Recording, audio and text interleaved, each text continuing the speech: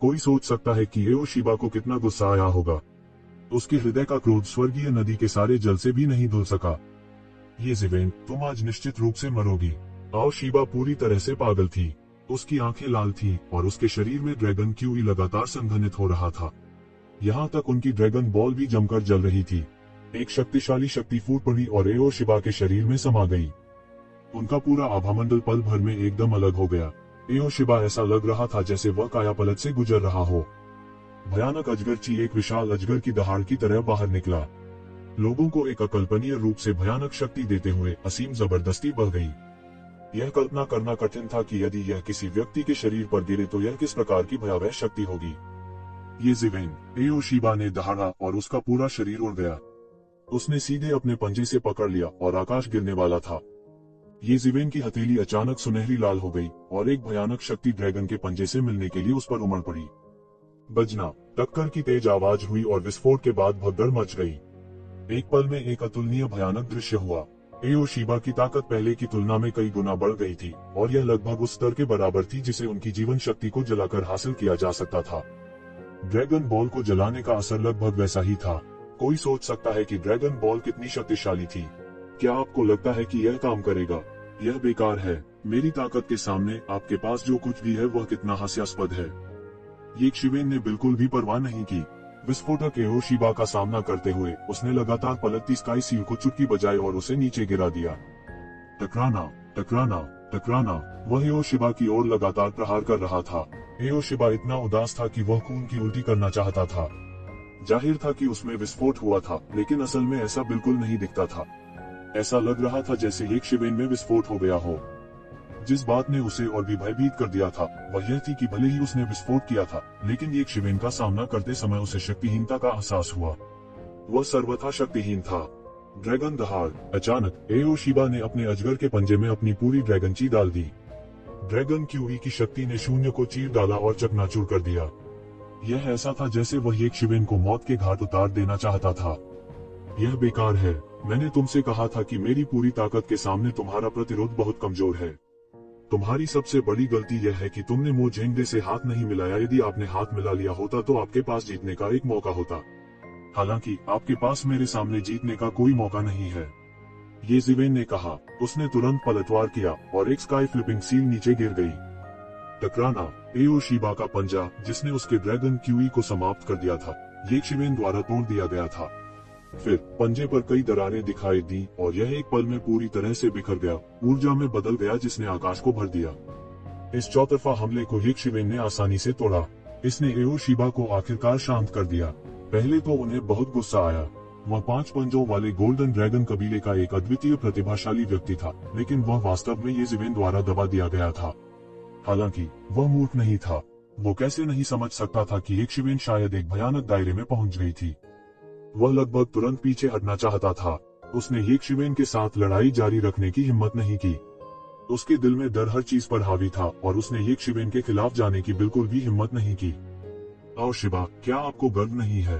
क्या आपने कभी आम इंसानों को अपनी नजरों में नहीं रखा? मैं आपको बता दूं, मैं सिर्फ एक साधारण इंसान हूं, लेकिन मैं तथाकथित ड्रैगन जाति के स्वर्ग के चुने हुए व्यक्ति के गौरव को नष्ट करने जा रहा हूं। ये ज़िवेन ने दहाड़ा और सीधे एओशिबा का पीछा किया। उसने एओशिबा को बचने का जरा सा भी मौका नहीं दिया। एओशिबा इतने गुस्से में थे कि वह मरना चाहते थे। उन्हें इतना बड़ा नुकसान कभी नहीं हुआ था। इसके अलावा ये ज़िवेन ने अभी भी यह कहने का साहस किया कि वह एक साधारण इंसान था। अगर हर आम इंसान इतना भयानक होता तो वह तथाकथित जीनियस बहुत पहले मर गया होता। हालांकि उन्होंने इस समय बहस करने की हिम्मत नहीं की, या यूं कहें कि उनके पास बहस करने का बिल्कुल भी समय नहीं था। वह अच्छी तरह से जानता था कि वह केवल इस समय पीछे हट सकता है और फिर एक ज़िवेन को मारने का अवसर पा सकता है। हालांकि वो पीछे हटना चाहता था, लेकिन वो एक ज़िवेन से डरा नहीं था। उसने एक ज़िवेन को मारने के लिए बस एक मौके का इंतजार किया। इस तरह के संकट को अस्तित्व में रहने की अनुमति नहीं दी जानी चाहिए। किनली अकेला ही लोगों को उदास करने के लिए काफी था। यह कहने की बात तो छोड़ ही दे कि वहाँ ये ज़िवेन भी था। ये ज़िवेन, तुम क्या करने की कोशिश कर रही हो? एओशिबा जोर से दहाड़े। मैं क्या करने की कोशिश कर रहा हूँ? तुम मुझे मारना चाहते हो, इसलिए मैं तुम्हें मार डालूंगा। यह इतना आसान है। ये ज़िवेन ने सीधे आसमान को चीर डाला। एओशिबा की आत्मरक्षा पलटवार को पूरी तरह से अप्रभावी बना दिया और वे सभी अराजकता की दरार में विस्फोट हो गए। फिर उसका हमला छाया की तरह पीछा करता था। लगभग तुरंत ही उसकी पलटती हुई स्काई सील टूट गई और उसके हाथ से अचानक एक अद्भुत दिव्य प्रकाश फूट पड़ा। टकराना। पलटने वाला स्काई सील भयानक ईश्वरीय कानूनों से आच्छादित था, सीधे ताओ पैटर्न और तावीजों की एक श्रृंखला बनाते हुए उसे अकल्पनीय शक्ति प्रदान करता था। यह एक बहुत शक्तिशाली साधना तकनीक थी और जब गहरे स्तर तक इसकी खेती की जाती थी तो यह किसी भी अन्य साधना तकनीक से कमतर नहीं थी। तब एओ शिबा ने ड्रैगन के खून का एक कौर उगल दिया और उसका पूरा शरीर एक उल्का की तरह प्राचीन हथियार शहर में धराशायी हो गया, लगभग शहर को चीरते हुए। ऐसी भयावह ताकत और हाथ की ताकत ने सभी को अवाक कर दिया। उन्होंने जो देखा उस पर उन्हें विश्वास नहीं हो रहा था। यदि ऐसी शक्ति किसी मानव शरीर पर पड़ती तो यह कितना भयानक होता। इससे भी महत्वपूर्ण बात यह है कि एओ शिबा जैसा अत्याचारी अस्तित्व इतनी आसानी से हार गया था। वो ये शिवेन के लिए बिल्कुल भी मैच नहीं था। उसके शब्द चाहे कितने भी सुखद क्यों न हो, यह इस तथ्य को नहीं बदल सकता था कि वो एक शिवेन से हार गया था। मुझे डर है कि दाव की पुष्टि के तहत कोई भी एक शिवेन को दबा नहीं सकता है। हाँ, मुझे डर है कि यह सच है। सबसे मजबूत हाफ सटेप दाव कन्फर्मेशन अस्तित्व मैंने देखा है एओ शिबा है, लेकिन वह वास्तव में ये शिवेन के लिए एक मैच नहीं है। वह कितना मजबूत है। हर कोई इसके बारे में बात कर रहा था। उन्हें विश्वास ही नहीं हो रहा था। वे शायद नहीं जानते थे कि एक शिवेन पहले ही 2 देवताओं को मार चुका है। दाव पुष्टिकरण के तहत उन लोगों का उल्लेख नहीं करना जो लोग दाव पुष्टिकरण तक पहुंचे थे, वे भी एक शिवेन के साथ कुछ नहीं कर सकते थे। ये शिवेन ने एक कदम आगे बढ़ाया और एओ शिबा का पीछा किया। वह एओ शिबा का जीवन समाप्त करना चाहता था। हालांकि वह यह भी जानता था कि यह ड्रैगन द्वीप के प्रकोप का कारण बन सकता है। वह एओ शिबा के उसके प्रति जानलेवा इरादे को भी महसूस कर सकता था। जड़ें नहीं हटाई तो फिर उगाएंगे खरपतवार। अचानक उसने महसूस किया कि एक अतुलनीय अत्याचारी आभा पूरी तरह से उस पर बंद हो गई है, जिससे उसकी हरकतें रुक गई हैं। इस प्रकार एओ शिबा को बचने और किनारे पर लुढ़कने की अनुमति मिली। एओ शिबा हौंफने से खुद को रोक नहीं सका। उसकी आंखें सदमे और गुस्से से भर गईं। वह पूरी तरह से क्रोधित हो गया और उसके दिल में जानलेवा इरादा तेज हो गया। वो ये शिवेन को इतनी आसानी से जाने नहीं देगा। वहाँ कौन है? बाहर आओ। ये शिवेन ने एओ शिबा जैसे आवारा कुत्ते का पीछा करने की परवाह नहीं की। इसके बजाय उसने प्राचीन हथियार शहर के ऊपर देखा। अभी अभी किसी ने महत्वपूर्ण क्षण में उसे परेशान करने के लिए दिव्य टेलीकिनेसिस का उपयोग किया था, अन्यथा एओ शिबा कैसे बच सकती थी। इस समय काले कपड़ों में एक बूढ़ा आदमी धीरे धीरे शून्य से बाहर निकल आया और एक शिवेन को देख रहा था। यह बूढ़ा आदमी इस प्राचीन हथियार शहर का अस्थायी शहर स्वामी है। अगर आप दोनों यहाँ परेशानी का कारण बनते हैं तो मुझे डर है कि यह देवता परिवर्तन रसातल या ड्रैगन द्वीप की प्रतिष्ठा के लिए अच्छा नहीं होगा। ये शिवेन चौंक गई। काले कपड़ों में यह बूढ़ा वास्तव में प्राचीन हथियार शहर का अस्थायी शहर स्वामी था, लेकिन यह कोई बड़ी बात नहीं थी। मुख्य बात यह थी कि एक शिवेन ने इस बूढ़े व्यक्ति से एक तरह की अथाह भावना महसूस की। अब तक बिना किसी अपवाद के जो अभी भी ये शिवेन को ऐसी भावना दे सकते थे, वे सभी दाव पुष्टिकरण के शक्तिशाली थे और वे शायद अमर स्तर के शक्तिघरों में कमजोर नहीं थे। ये शिवेन अभी तक उस स्तर तक नहीं पहुंचे थे, इसलिए वे यह नहीं देख पाए कि प्राचीन शस्त्र नगरी भगवान कितने शक्तिशाली थे, लेकिन वे अभी भी इस चौंकाने वाली डिग्री को महसूस कर सकते थे। अगर तुम इसे रोकना चाहते थे तो तुम इसे बहुत पहले कर सकते थे। क्या तुम्हें तब तक इंतजार करना पड़ा जब तक कि मेरा पलड़ा भारी न हो? ये शिवेन ने असंतोष से कहा। उनका स्वर थोड़ा नाखुश था। मुझे भी उम्मीद नहीं थी कि लड़ाई इतनी आसानी से खत्म हो जाएगी। प्राचीन शस्त्र नगरी भगवान फूट फूट कर हंसे और बोले, इसके अलावा इस तरह की लड़ाई हमेशा से होती रही है। हालांकि अगर मैं इसे रोकने नहीं आया, ये शिवेन, क्या तुम एओ शिबा को मारने की योजना बना रहे थे? हाँ तो क्या? ये शिवेन ने इनकार न करते हुए उदासीनता से कहा। तुम कितने अहंकारी हो? एओ शिबा हैरान और गुस्से में थी। ये शिवेन ने वास्तव में इसे छुपाए बिना सहमति में सिर हिलाया। जब उसने अभी अभी नरक के द्वार की यात्रा के बारे में सोचा तो उसका पूरा शरीर भयानक महसूस कर रहा था और उसने अपनी रीढ़ में ठंडक महसूस की। क्या मेरी आपसे तुलना की जा सकती है? ये शिवेन अपनी हंसी उड़ाए बिना नहीं रह सकी। तुम मुझे मारना चाहते हो, लेकिन मैं तुम्हें नहीं मार सकता। एओ शिबा अवाक थी। हालांकि उसने वास्तव में ऐसा सोचा था, लेकिन वह ऐसा नहीं कह सका। सबसे महत्वपूर्ण बात यह थी कि ये शिवेन ने उसे एक जंगली कुत्ते की तरह पूरी तरह से पीटा था, इसलिए वह कुछ भी कहने की स्थिति में नहीं था। अगर तुम दोनों दूसरी जगहों पर होते तो मुझे परवाह नहीं होती। हालांकि प्राचीन हथियार शहर में मैं नहीं चाहता कि कोई हत्या हो। अन्यथा मैं इस बार टूल सम्राट हेवन में प्रवेश करने के लिए आपकी योग्यता को रद्द करने के लिए देवता परिवर्तन रसातल और ड्रैगन द्वीप पर आवेदन करूंगा। यह मत सोचो कि मैं यह नहीं कर सकता। हालांकि मैं केवल एक छोटे शहर का स्वामी हूँ, फिर भी मैं यह निर्णय ले सकता हूँ। प्राचीन शस्त्र नगरी के स्वामी ने दोनों की ओर देखा और कहा, उनके शब्दों में एक हल्की सी धमकी और पूर्ण विश्वास था। इस स्थान पर ड्रैगन द्वीप और देवता परिवर्तन रसातल भी उनकी भूमिका और राय को अनदेखा नहीं कर सके। ठीक है, मैं तुम्हें मुंह दिखाऊंगा, मैं यहाँ कुछ नहीं कहूंगा, आओ, शीबा ने दांत पीसते हुए कहा। उसे चेहरा दो, सिर्फ तुम्हारे साथ। येज़ेबेल ने एओशिबा की ओर से अपना चेहरा बचाने की कोशिश करने की हरकत पर हंसते हुए कहा। हालांकि उन्होंने फिर भी एओशिबा का पीछा करना बंद कर दिया। हालांकि एओशिबा एक आपदा थी, उसे मारने के लिए टूल सम्राट हेवन में प्रवेश करने की योग्यता खोना सार्थक नहीं था। आज मैं तुम्हें चेहरा दूंगा, येज़ेबेल ने कहा। येज़ेबेल ने एओशिबा पर नजर डाली। आओ, शीबा को मारना अभी मुख्य मुद्दा नहीं था। अगर उसे भगा दिया जाता तो बड़ा नुकसान होता। सबसे महत्वपूर्ण बात यह है कि इस प्राचीन शस्त्र नगरी के स्वामी ने उन्हें एक अथाह और अकल्पनीय अनुभूति दी।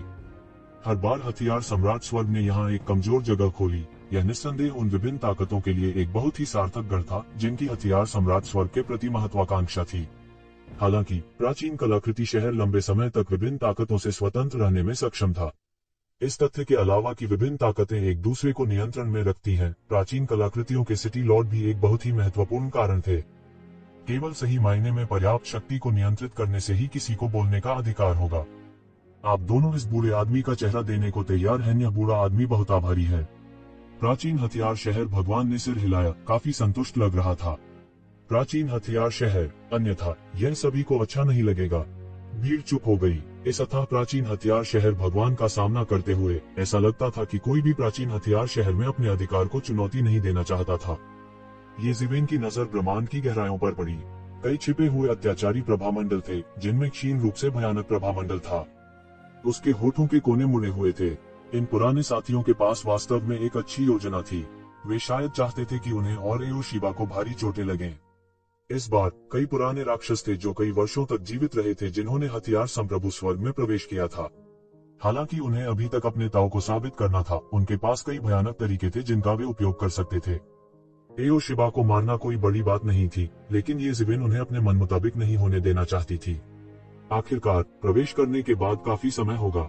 हथियार सम्राट स्वर्ग में स्वर्ग के सभी रहस्य अवरुद्ध हो जाएंगे।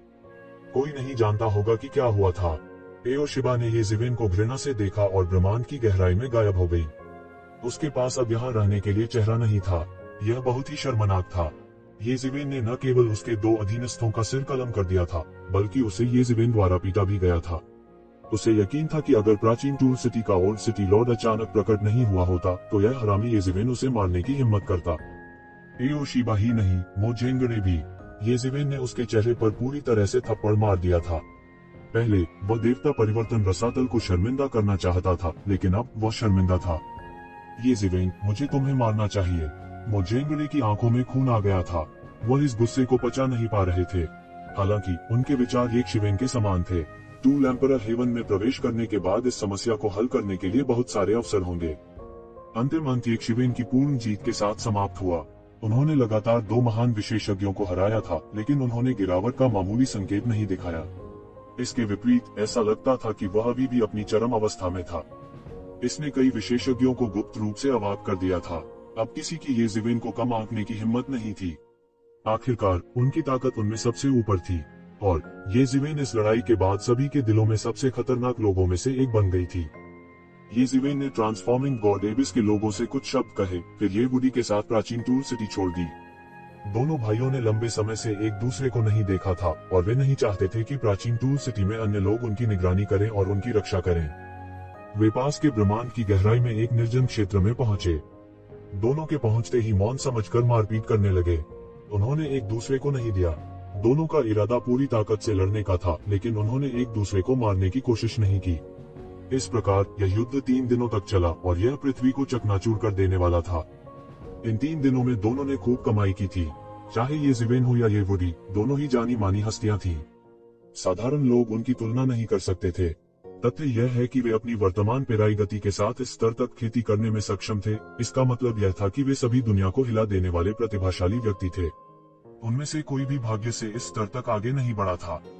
जब वे लड़े तो उन्होंने कुछ भी रोके बिना एक दूसरे को समझा और समझाया कि उन्होंने क्या समझा था। उन दोनों को अचानक प्रकाश दिखाई दिया और उन्हें अपनी साधना के अगले चरण पर स्पष्ट विश्वास हो गया। उनके रास्ते अलग अलग थे, लेकिन वे सब एक थे। अपने स्तर पर वे सभी अपनी पीढ़ी के स्वामी थे। एक उदाहरण से अन्य चीजों के बारे में समानताएं और निष्कर्ष निकालने जैसी चीजें उंगली उठाने जितनी आसान थी। जरा भी कठिनाई नहीं हुई। युद्ध समाप्त होने से पहले 3 दिन और 3 रात तक चला। उन दोनों ने कुछ हासिल किया था और उसे बचाने के लिए उन्हें समय चाहिए था। सबसे महत्वपूर्ण बात यह है कि टूल एम्परर हेवन के खुलने का समय आ गया था। तुम्हें सावधान रहना होगा। मुझे डर है कि वे तुम्हें इतनी आसानी से जाने नहीं देंगे। उन्हें कम मत समझो, चाहे वह ड्रैगन द्वीप हो या फिंगर हेवन संप्रदाय, वे सामान्य लोग नहीं हैं।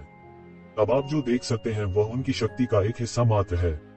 एक बार जब आप अंदर जाते हैं तो वे निश्चित रूप से आपसे निपटने के लिए अपनी ताकत जुटा लेंगे। जब वह समय आएगा, हम पूरी दुनिया में मत दौड़ो। जुदा होने से पहले तो वुडी ने याद दिलाया, जितने आएंगे मार डालेंगे। डरने की क्या बात है? इतना नाम बदनाम होने पर भी कोई मारने नहीं आएगा। इसमें चिंता की क्या बात है? ये ज़िवेन ने मुस्कुराते हुए कहा। यह ऐसा था जैसे वे सैकड़ों साल पहले लौट आए हों, जब वे पहली बार मिले थे। वह समय था जब वह वास्तव में एक किशोर था। वह अब भी वही दिखता था, लेकिन उसकी मानसिकता वैसी नहीं थी। ये वुडी ने ये ज़िवेन पर अपनी आंखें घुमाई और कहा, जब आप एक आवारा कुत्ते की तरह पीछा कर रहे हो तो मुझसे आपकी मदद करने के लिए न कहें। तो ज़िवेन ने कंधे उचकाए और उदासीनता से कहा, यह निश्चित नहीं है कि कौन किसकी मदद करेगा। साधन सम्राट स्वर्ग में एक बड़ा छेद खोला गया था। इस बड़े छेद के संचालन को बनाए रखने के लिए कई अत्याचारी आभा दूर के शून्य से फैल गए। यह बड़ा छेद बंद होने से पहले 10 साल तक काम करेगा। यह कई अज्ञात बिजलीघरों द्वारा खोला गया स्थान था, अन्यथा यह कैसे यंत्र सम्राट स्वर्ग के प्लानर विल के कुचलने का सामना कर सकता था। जब शस्त्र संप्रभु स्वर्ग में एक बड़ा छेद खुल गया तो पूरा ब्रह्मांड एक शक्तिशाली दबाव को महसूस कर सकता था। यह वह स्थान था जहां एक सार्वभौम सम्राट के शाश्वत और असीम दबाव को पीछे छोड़ते हुए एक सार्वभौम सम्राट ने एक बार अपना ताव प्राप्त किया था। ये ज़िवेन और ये वुडी को यह महसूस होते ही वे वापस दौड़ पड़े। आसपास के कई लोग ध्यान दे रहे थे, लेकिन अंदर जाने की हिम्मत नहीं कर रहे थे। अंदर बहुत खतरनाक था। बेशकीमती ऊर्जा की अनगिनत फुहारें आसमान में उड़ गईं, अपने साथ सीटी की अनगिनत आवाजें लेकर बाहर की ओर उड़ती हुई लोगों को ठंड न होने के बावजूद कांपने का कारण बनी। भीतर एक अद्वितीय विशेषज्ञ की आभा चौंकाने वाली थी। हाँ, 100,000 साल, 100,000 साल, यह अंत में यहाँ है। इस बार मुझे असली दिव्य उपकरण खोजना होगा। उस समय मुझे किसी से डरने की जरूरत नहीं होगी, लेकिन इस बार कई अत्याचारी अस्तित्व हैं। मुझे डर है कि हमारे लिए ईश्वरीय उपकरण को जब्त करना आसान नहीं होगा। इस समय कई इच्छाएं आकाश में उड़ गईं और यंत्र सम्राट स्वर्ग में विशाल छेद में उड़ गईं। इस छेद से अनगिनत खजाने निकले। संपूर्ण साधन सम्राट स्वर्ग एक विशाल गुब्बारे की तरह था जो हवा निकाल रहा था। कितना शक्तिशाली आभा है! साधन सम्राट स्वर्ग कहलाने के योग्य है। उद्धरण चिन्ह। आभा को महसूस करने पर कई लोग पूरी तरह से चौंक गए। सभी जानते थे कि दुनिया जितनी ताकतवर होगी, दुनिया उतनी ही ताकतवर होगी। भले ही दुनिया स्वयं अनिवार्य रूप से वही थी, फिर भी पूरी दुनिया की आभा पर इसका सूक्ष्म प्रभाव होगा। जहां तक उपकरण सम्राट स्वर्ग के प्रभामंडल की बात है, तो ऐसा प्रभामंडल महसूस करना संभव था जिसके कारण लोग कांपने लगे। हर कोई हैरान हुए बिना नहीं रह सका। यह अकल्पनीय था कि इसमें कितने शक्तिशाली अस्तित्व छिपे हुए थे। किंवदंती है कि वे शक्तिशाली देवता विशेषज्ञ साधन सम्राट स्वर्ग में प्रवेश करने का साहस नहीं करते। साधन सम्राट स्वर्ग के शक्तिशाली दमन के अलावा उन्होंने साधन सम्राट स्वर्ग में अत्याचारी विशेषज्ञों के साथ एक समझौता भी किया। वहां राजा स्तर के विशेषज्ञ हैं, लेकिन वे प्रवेश करने का साहस नहीं करते। क्या साधन सम्राट स्वर्ग बहुत शक्तिशाली नहीं है? किसी ने हड़बड़ाहट में कहा। यह एक किंवदंती थी, किसी ने इसकी पुष्टि करने का साहस नहीं किया। देवताओं को छोड़कर कोई भी हमेशा के लिए जीवित नहीं रह सकता था। यहाँ तक कि दीर्घजीवी जातियों के लिए भी 100,000 वर्ष बहुत अधिक थे। एक पीढ़ी या कई पीढ़ियों के उत्थान और पतन का अनुभव करने के लिए यह काफी लंबा था। इसलिए इनमें से किसी भी व्यक्ति ने साधन सम्राट स्वर्ग के अंतिम उद्घाटन का अनुभव नहीं किया था। वे कुछ चीजों का न्याय करने के लिए केवल अपने पूर्ववर्तियों के पत्रों पर भरोसा कर सकते थे। कोई नहीं जानता था कि यह सच था या नहीं, लेकिन साधन सम्राट स्वर्ग शायद उससे कहीं अधिक खतरनाक और भयानक था जिसकी सभी ने कल्पना की थी। यहाँ तक कई प्रतिभाएं जो दाव पुष्टिकरण या अर्धचरण दायरे के शिखर के करीब थीं, ने इस समय अपने भाव बदल दिए। वे आमतौर पर नहीं जानते थे कि साधन सम्राट स्वर्ग कितना शक्तिशाली था। हालांकि वे केवल एक पल के लिए हिचकिचाए, फिर अपने कई पूर्ववर्तियों की तरह वे एक के बाद एक दौड़ते चले गए। सैकड़ों और हजारों आभा समूहों में दौड़ पड़े। शक्तिशाली विशेषज्ञ भी थे जो अकेले ही भागे। हालांकि कमजोर लोगों को अपनी ताकत पर 100% भरोसा नहीं था, इसलिए वे समूहों में पहुंचे। भले ही उनमें से कई ऐसे अस्तित्व थे जिनकी तुलना डाउ पुष्टिकरण से की जा सकती थी, फिर भी वे साधन सम्राट स्वर्ग में कुछ प्राचीन अस्तित्वों की तुलना में कमजोर थे। ये शिवेन पहले ही क्षण दौड़े, लेकिन वह तुरंत नहीं दौड़े। उसने चुपचाप किनारे से देखा। ये जो लोग दौड़े दौड़े आए थे, वे सब उसके हिसाब से थे। सब उसकी आंखों में गिर गए। एक नजर में वह समझ गया। हालांकि वह थोड़ी देर में गया, लेकिन उसने अपने विरोधियों के बारे में कुछ जानकारी भी प्राप्त की। इस बार उन्होंने साधन सम्राट स्वर्ग में प्रवेश किया। साधन सम्राट स्वर्ग में कई खतरे थे, लेकिन खतरा इन प्रतिस्पर्धियों जितना बड़ा नहीं था। साधन सम्राट स्वर्ग के खुलने के साथ कई पुराने राक्षस जो मूल रूप से ब्रह्मांड के विभिन्न हिस्सों में छिपे हुए थे, एक के बाद एक बाहर निकल आए। यहाँ तक पुराने राक्षस भी जो मूल रूप से इतनी अच्छी तरह से छिपे हुए थे कि ये सिवेन भी उन्हें पहचान नहीं पाए थे, अब ये सिवेन की आंखों में गिर गए। उनमें वास्तव में कई विशेषज्ञ थे। कई प्रभामंडल डीएओ पुष्टिकरण के तुलनीय थे। उनमें से उत्कृष्ट लोगों ने तो ये शिवेन को यहाँ तक कर दिया था कि वे केवल अपने गहन कौशल पर निर्भर थे। यह ज्ञात नहीं था कि उनके पास हजारों वर्षों से कौशल संचित था या नहीं। वे बिना किसी कौशल के लोगों को कुचल कर मार सकते थे। पहल को जब्त करने के लिए शक्तिशाली विशेषज्ञ एक के बाद एक दौड़ पड़े। ये शिवेन द्वारा पुष्टि किए जाने के बाद कि अधिकांश विशेषज्ञ प्रवेश कर चुके हैं, उसने और इंतजार नहीं किया। उसकी पीठ के पीछे दानव पंख दिखाई दिए। उसका पूरा शरीर तुरंत एक सुनहरी रोशनी में बदल गया और यंत्र सम्राट स्वर्ग में पहुंच गया। इतनी तेजी, यह बहुत तेज है। मेरे पास प्रतिक्रिया करने का समय भी नहीं था और वह पहले ही भाग चुका था। यह किस तरह की गति तकनीक है? मैंने इससे पहले कभी क्यों नहीं देखा? इतना तेज। वह एओ शिबा और मो जेंगरे को हराने में सक्षम है। वह वास्तव में असाधारण है। इस बार प्रवेश करने वाले लोगों में उन्हें शीर्ष लोगों में से एक माना जा सकता है। पीछे के लोगों ने ये शिवेन की गति देखी और अचानक उन्हें अपनी पीठ से टपकता ठंडा पसीना महसूस हुआ। ये शिवेन की ताकत बहुत भयानक थी। अकेले इस गति से उनके लिए उन्हें मारना लगभग कोई मुश्किल नहीं था। तो शिवेन सीधे हथियार सम्राट स्वर्ग में पहुंचे और केवल एक असीम जबरदस्ती महसूस की। यह बाहरी लोगों के विरुद्ध शस्त्र सम्राट स्वर्ग का दमन था। यह ऐसा था जैसे मानव शरीर भी सहज रूप से विदेशी प्राणियों को अस्वीकार कर देगा। यह शस्त्र सम्राट स्वर्ग के स्वर्गीय मार्ग का संचालन था। हालांकि ये शिवेन बिल्कुल भी नहीं डरी। उन्होंने सीधे आकाशीय सम्राट उपकरण शोधन तकनीक का संचालन शुरू किया। उसके शरीर का सारा आभा अचानक बदल गया था और फिर उसके शरीर का सारा आभा मंडल बदल गया था। फिर वह हथियार सम्राट स्वर्ग के मूल प्राणी में बदल गया। वह हथियार सम्राट स्वर्ग से बिल्कुल भी नहीं दबा होगा। वह अभ्यास करने के लिए शस्त्र सम्राट स्वर्ग के नियमों का भी उपयोग कर सकता था। यह समुद्र में लौटने वाले अजगर की तरह था। दमन के परिणाम से उसने एक पल में छुटकारा पा लिया। उसी समय उनके शरीर पर आभा पूरी तरह से साफ हो गई थी और परिवर्तन की भावना थी। यह अभूतपूर्व था। किसी को पता होना चाहिए कि उसका सोने का पानी चढ़ा हुआ अत्याचारी रूप पहले से ही बहुत सही था, लेकिन हथियार सम्राट स्वर्ग में रिमॉडलिंग की भावना थी। उनके शरीर पर आभा भी लगातार बढ़ रही थी। दो देवताओं से संबंधित रक्तसार जो मूल रूप से उसके शरीर में दबा हुआ था, अब लगभग दबाया नहीं जा सकता था और बाहर निकलने वाला था। वह जानता था कि वह पोवान क्षेत्र के 9वें स्तर तक खेती करने वाला था। उस समय वह डेमिगोड क्षेत्र का वास्तविक शिखर होगा और एक महान व्यक्ति होने से केवल आधा कदम दूर होगा।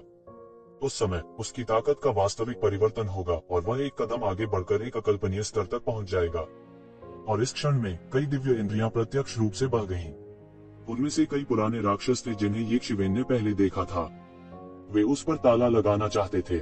ये शिवेन वहाँ है। हमें पहले उसे मारने के लिए सेना में शामिल होना होगा। हम उसे भागने नहीं दे सकते।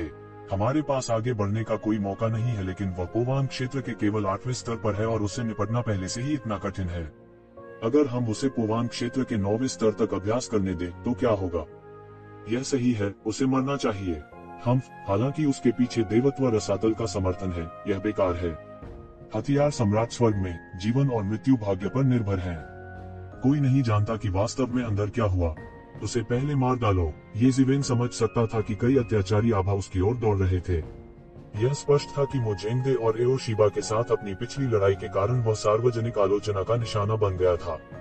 हर कोई उन्हें शुरू से ही खत्म करना चाहता था। इतने सारे विशेषज्ञों के एक साथ आने के कारण ये शिवेन उनमें से केवल एक या दो को ही हरा सकती थी, लेकिन उन सभी को मारना असंभव था। इसके अलावा इन शक्तिशाली आभाओं के सामने एओ शिबा और मो जेंगदे का स्तर कुछ भी नहीं था। हालांकि उनकी लड़ाकू शक्ति मजबूत थी, उनके कौशल अभी भी उथले थे और ये शिवेन की साधना की गति के साथ नहीं चल सकते थे। लेकिन इन पुराने राक्षसों में कई ऐसे भी थे जिन्होंने 70,000 से 80,000 साल या इससे भी ज्यादा समय तक खेती की थी। भले ही उन्होंने कुछ न किया हो, 70,000 से 80,000 वर्ष उनकी साधना को अकल्पनीय स्तर तक उन्नत करने के लिए पर्याप्त थे। यक्षवेन को भरोसा था कि वह असफल नहीं होगा, लेकिन उसके लिए जीतना भी असंभव था। उसने अपने मुंह के कोने को ऊपर उठाया और ठंडी सांस ली। जब मैं पोवान क्षेत्र के 9वें स्तर तक खेती करता हूँ, तो आप सभी मरने की प्रतीक्षा कर रहे होंगे। वह नहीं रुके और लड़े, लेकिन सीधे गायब हो गए और हथियार सम्राट स्वर्ग की गहराई में चले गए। थोड़ी देर बाद जहाँ वह खड़ा था वहाँ बहुत से लोग खड़े थे। हालांकि उन्होंने खुद को नहीं दिखाया, लेकिन वे एक दूसरे के अस्तित्व को जानते थे। उनके लिए इस समय खुद को दिखाना असंभव था, इसलिए वे एक दूसरे के खिलाफ भी पहरे पर थे। धिक्कार है, वह वास्तव में भाग गया येज़ेवेन, मैं तुम्हें इसकी कीमत चुकाऊंगा। एओशिबा की आकृति उभरी। उसके और येज़ेवेन के बीच का संघर्ष पहले ही सामने आ चुका था, इसलिए वह किसी भी चीज से नहीं डरता था। उसके बगल में गहरी और भयानक आभा वाले 3 पुराने ड्रैगन थे। यह अज्ञात था जब इन पुराने ड्रैगन ने खेती शुरू की, लेकिन उनकी ताकत अत्याचारी थी। वे एओशिबा से भी अधिक शक्तिशाली थे, लेकिन वे भी बहुत वृद्ध थे। उनमें से प्रत्येक के बाल सफेद थे, लेकिन उनकी मैली आंखों से समय समय पर प्रकाश फूटता रहता था। और इन पुराने ड्रैगन के पीछे मजबूत और कमजोर आभा वाले कुछ विशेषज्ञ भी थे। मजबूत लोगों की तुलना दाव पुष्टिकरण से भी की जा सकती थी, जबकि कमजोर लोग डेमीगॉड पीक थे। ये या तो ड्रैगन द्वीप के जागीरदार थे या सेना के विशेषज्ञ जो ड्रैगन द्वीप के साथ अच्छे पदों पर थे। जैसा कि ड्रैगन कबीले दुनिया पर हावी थे, संभावित शक्ति अकल्पनीय थी। कमोबेश सैकड़ों लोग थे। यह एओशिबा के आत्मविश्वास का स्रोत भी था। यक्षवेन चाहे कितना भी मजबूत क्यों न हो, क्या वह एक पूरे समूह के खिलाफ लड़ सकता था? उनकी राय में येज़ेवेन की सबसे बड़ी गलती ट्रांसफॉर्मिंग गॉड एबिस की टीम से अलग होना थी। ट्रांसफॉर्मिंग गॉड एबिस में न केवल बंदर और अन्य शामिल थे, कुछ छिपे हुए पुराने राक्षस भी अपनी किस्मत आजमाना चाहते थे।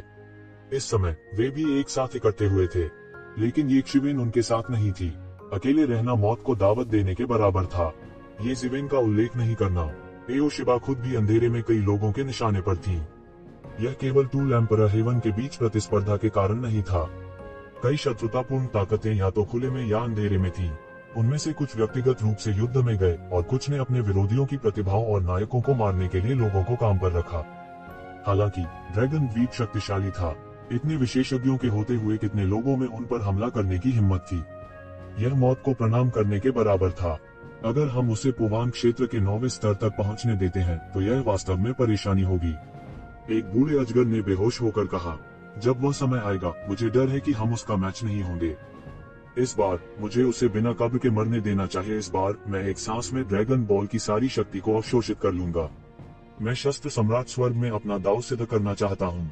तब तक भले ही वह पोवान दायरे के 9वें स्तर में प्रवेश कर जाए, तो क्या मैं अपने हाथ के एक झटके से उसे चिकोटी काटकर मार सकता हूँ? एओशिबा की आंखें लाल थीं। वह पहले से ही यक्षवेन से पूरी तरह से चिढ़ गया था। दोनों पक्षों के बीच सुलह की कोई संभावना नहीं थी। उसे यक्षवेन द्वारा एक डेड एंड के लिए मजबूर किया गया था। कोई और संभावना नहीं थी। अब जब आपने ड्रैगन बॉल को निगल लिया है, तो आपके लिए भविष्य में और आगे जाना असंभव होगा। ड्रैगन बॉल एक ऐसा अस्तित्व है जिसे हमारे ड्रैगन कबीले ने लगातार जमा करने के लिए पैदा किया है। यह एक जीवन साधन से भी अधिक कीमती है। आप अपना भविष्य बर्बाद कर रहे हैं। एक बूढ़ा अजगर मदद नहीं कर सकता था, लेकिन सलाह देता था। क्या आप वास्तव में ऐसा करना चाहते हैं? यदि आप उससे निपटना चाहते हैं, तो इसकी बिल्कुल भी आवश्यकता नहीं है। यदि हमारा ड्रैगन द्वीप वास्तव में उससे निपटना चाहता है, भले ही उसका समर्थन हो, भगवान रसातल को बदलने के लिए अवसर मिलना असंभव नहीं है। यह बहुत ही अफसोस की बात है। मुझे उसे मार देना चाहिए। मैंने इतना बड़ा अपमान कभी नहीं सहा। यहाँ तक किनलाई ने भी मुझे इतना बड़ा अपमान नहीं दिया। अगर मैं उसे मार नहीं सका, तो मैं भविष्य में ठीक से साधना नहीं कर पाऊंगा। इसके अलावा यह ऐसा नहीं है कि ड्रैगन बॉल के बिना कोई दूसरा रास्ता नहीं है। एओशिबा ने एक उदास चेहरे के साथ कहा, मेरे आने से पहले पुराने पूर्वज ने एक बार कहा था कि हमारे ड्रैगन द्वीप ने हथियार सम्राट स्वर्ग में एक बैकअप को दफन कर दिया था। हथियार सम्राट स्वर्ग में एक बार एक दानव जानवर था जिसे हमारे द्वारा वश में कर लिया गया था। ड्रैगन कबीले, उसे अब अपना दांव सिद्ध करना चाहिए था। इस बैकअप को सक्रिय करने का समय आ गया है। चलो चलते हैं, उसे ढूंढते हैं और उसे यक्षवेन से छुटकारा दिलाते हैं। एओशिबा और अन्य तुरंत शून्य में गायब हो गए। येज़ेवेन को खोजने में नाकाम रहने के बाद ये इकट्ठे हुए विशेषज्ञ भी एक के बाद एक तितर बितर हो गए। इस समय हालांकि येज़ेवेन को एओशिबा की योजना के बारे में नहीं पता था, उसने परवाह नहीं की। जब तक वह आगे बढ़ा, ये सब क्षणभंगुर बादल थे। वह सीधे हथियार सम्राट स्वर्ग की गहराई में डूब गया। हथियार सम्राट स्वर्ग की गहराई में कई खजाने वाले राक्षस भी थे जो खजाने की आभा से पैदा हुए थे। इन खजाना राक्षसों के शरीर शोधन उपकरण के लिए सबसे अच्छी सामग्री थे। उन्होंने सीधे डेविल बेकनिंग बैनर निकाला। वह शैतान सम्राट स्वर्ग में सही समय और स्थान का उपयोग करना चाहता था ताकि वास्तव में डेविल बेकनिंग बैनर को एक दिव्य उपकरण में परिष्कृत किया जा सके। वह इसे फिर से एक दैवीय उपकरण में बदलना चाहते थे और उस पर अपनी छाप छोड़ना चाहते थे। त्यान्युवान मिरर भी था। यह येज़ेबेल की वर्तमान योजना थी, क्योंकि ये दोनों मूल रूप से दैवीय उपकरण थे। हालांकि विभिन्न कारणों से वे दोषपूर्ण दैवीय उपकरण बन गए थे। इसके अलावा त्यान्युवान मिरर की क्षति और भी गंभीर थी। जब यह पहली बार येज़ेबेल से मिला था तो उसके पास अपनी शक्ति का 10,000वां हिस्सा भी नहीं था। आकाश में खजाने की आभा की लहरें उड़ गईं। यह हड्डियों को खुरचने वाले स्टील के चाकू की तरह था जो सीधे ये कसीवेन के शरीर को खुरच रहा था। यह एक सामान्य रहस्यमय क्षेत्र विशेषज्ञ को मौत के घाट उतारने के लिए पर्याप्त था। और येज़ेबेल, जो लगातार आकाशीय सम्राट टूल रिफाइनिंग तकनीक का संचालन कर रहे थे, ऐसे वातावरण में पानी में मछली की तरह थे। वह इन प्रभामंडलों को इकट्ठा कर सकता था और फिर उनका उपयोग कर सकता था। जैसे कि उसने येज़ेबेल के अस्तित्व को भांप लिया था, एक अतुलनीय शक्तिशाली खजाना दानव प्रकट हुआ। यह खजाना दानव एक भयंकर बाघ के रूप में परिवर्तित हो गया था। दूर से एक सुस्त दहाड़ आई। आवाज सुस्त थी और इसके साथ जानलेवा आवाजें भी थीं। यह बेहद भयानक था। इस भयानक आभा ने येक्षिवेन को भी हल्का सा प्रभावित किया। शस्त्र सम्राट स्वर्ग में प्रवेश करते ही उसे इतने शक्तिशाली खजाने वाले दानव का सामना करना पड़ा था। इससे येक्षिवेन थोड़ा उत्तेजित हो गया। वह डेविल बेकनिंग बैनर और त्यान्युवान मिरर को एक दिव्य उपकरण के स्तर पर पुनर्स्थापित करना चाहता था। हालांकि उन्हें असंख्य खजाने और शोधन सामग्री की आवश्यकता थी। डेविल बेकनिंग बैनर केवल क्षतिग्रस्त हो गया था, हालांकि त्यान्युवान मिरर ने पूरी तरह से मना कर दिया था।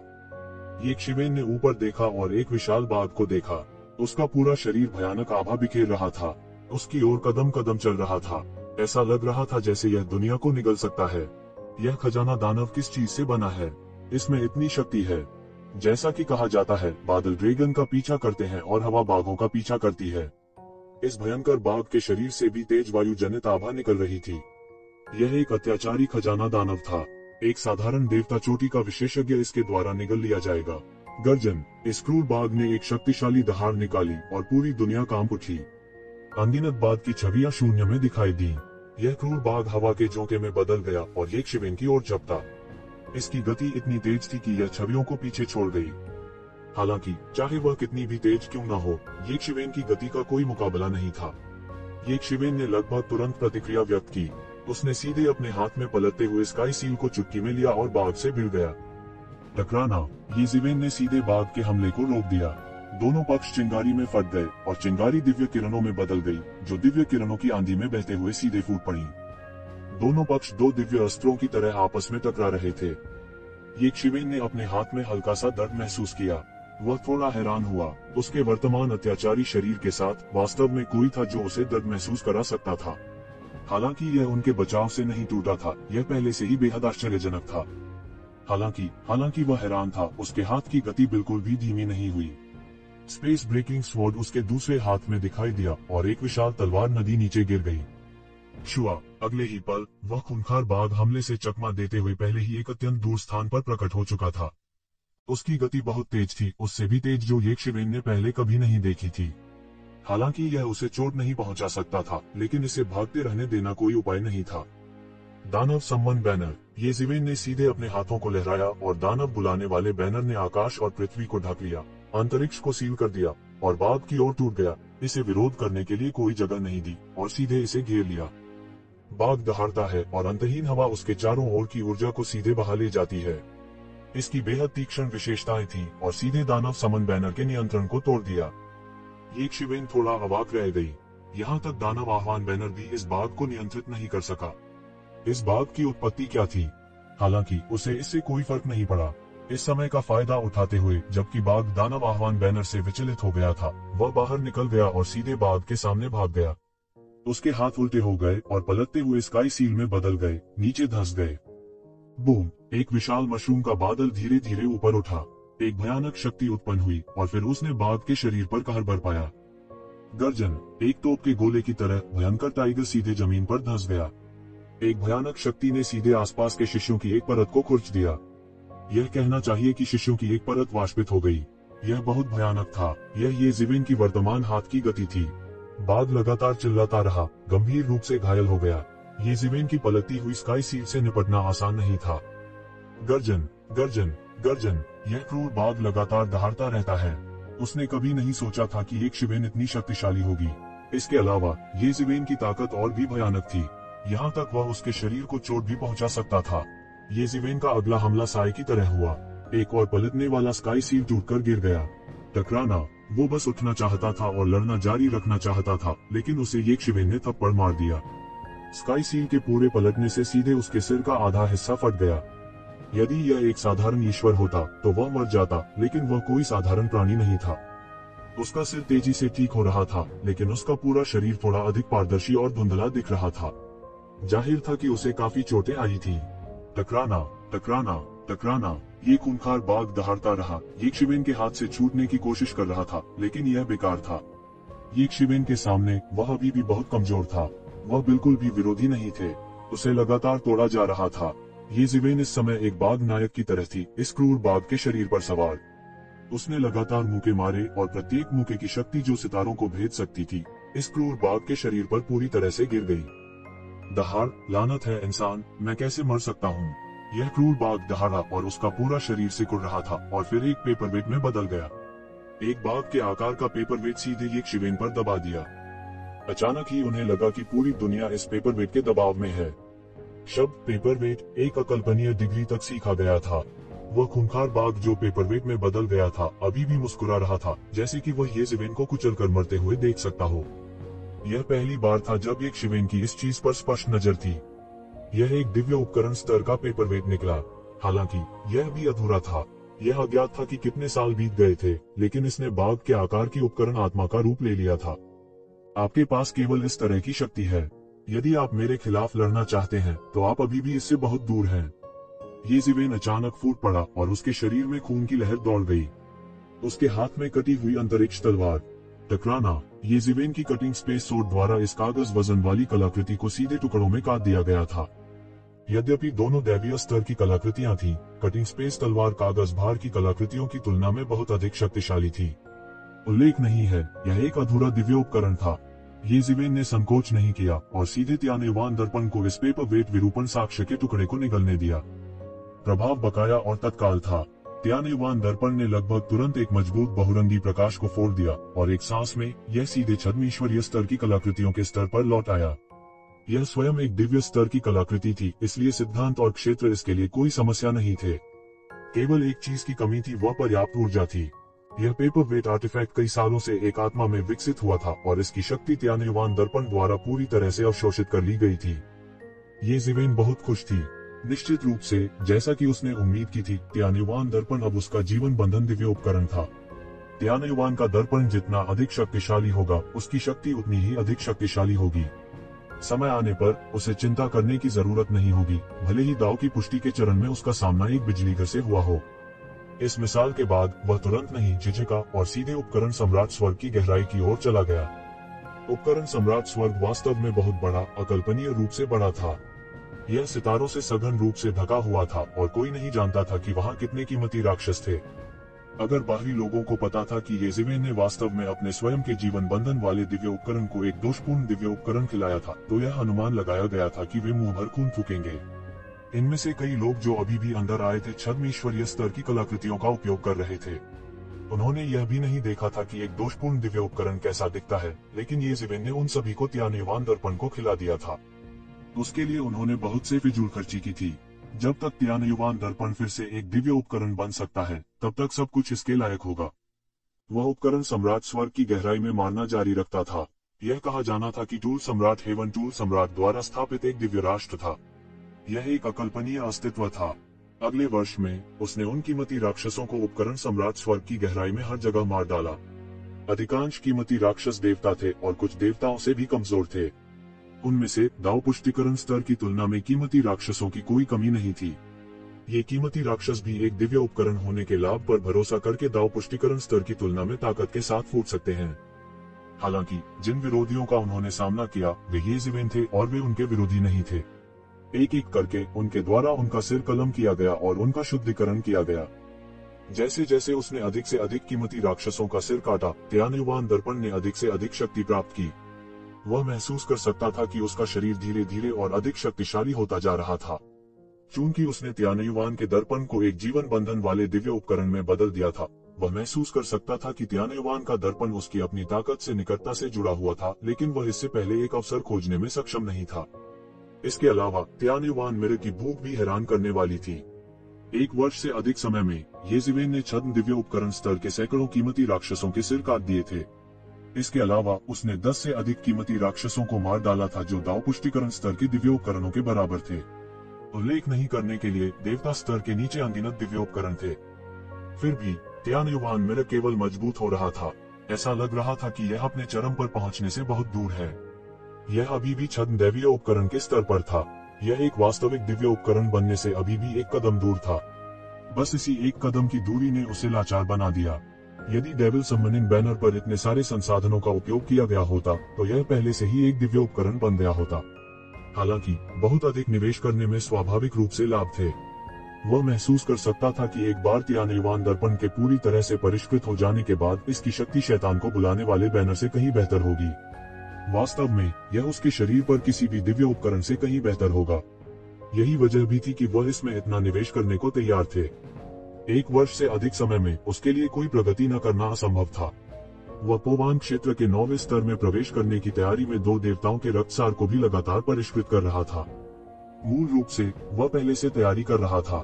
तैयारी के 1 वर्ष से अधिक समय के बाद वह आखिरकार पोवान क्षेत्र के 9वें स्तर तक पहुंचने के लिए तैयार था। अन्य बाहरी लोगों के लिए यह बहुत मुश्किल था। वे इस दुनिया के नहीं थे। स्वाभाविक रूप से वे अंधेरी रात में चमकदार रोशनी की तरह थे। भले ही उन्होंने कुछ न किया हो, कई कीमती राक्षस उनके दरवाजे पर दस्तक देंगे। हालांकि येज़िवेन अलग थी। जब तक वह नहीं चाहता था तब तक कोई कीमती राक्षस उसकी आभा का पता नहीं लगा पाएगा। जब भी वह स्वर्गीय सम्राट उपकरण शोधन तकनीक का संचालन करता तो उसकी आभा पानी में मछली की तरह होती। उन्होंने सीधे एक गुफा ढूंढी, एक गठन सरणी की व्यवस्था की और अपना बंद दरवाजा प्रशिक्षण शुरू किया। वह जमीन पर पालथी मारकर बैठ गया। उसके शरीर से अनगिनत रक्तसार और ऊर्जा निकल गई। यह 2 देवताओं की शक्ति थी। येज़िवेन 1 साल से अधिक समय से दोनों देवताओं के रक्तसार की शक्ति को अवशोषित कर रही थी। हालांकि उनके पास पर्याप्त समय नहीं था, इसलिए वह रक्तसार की शक्ति को ठीक से परिष्कृत नहीं कर पाया था। अब उसके पास आखिरकार समय था। वैसे भी टूल एम्परर हेवन के बंद होने में अभी काफी समय था। उसके शरीर में खून लगातार बढ़ रहा था। एक शक्तिशाली शक्ति उसके अंगों और हड्डियों को प्रभावित कर रही थी। दायरे के बारे में उनकी समझ में भी लगातार सुधार हो रहा था।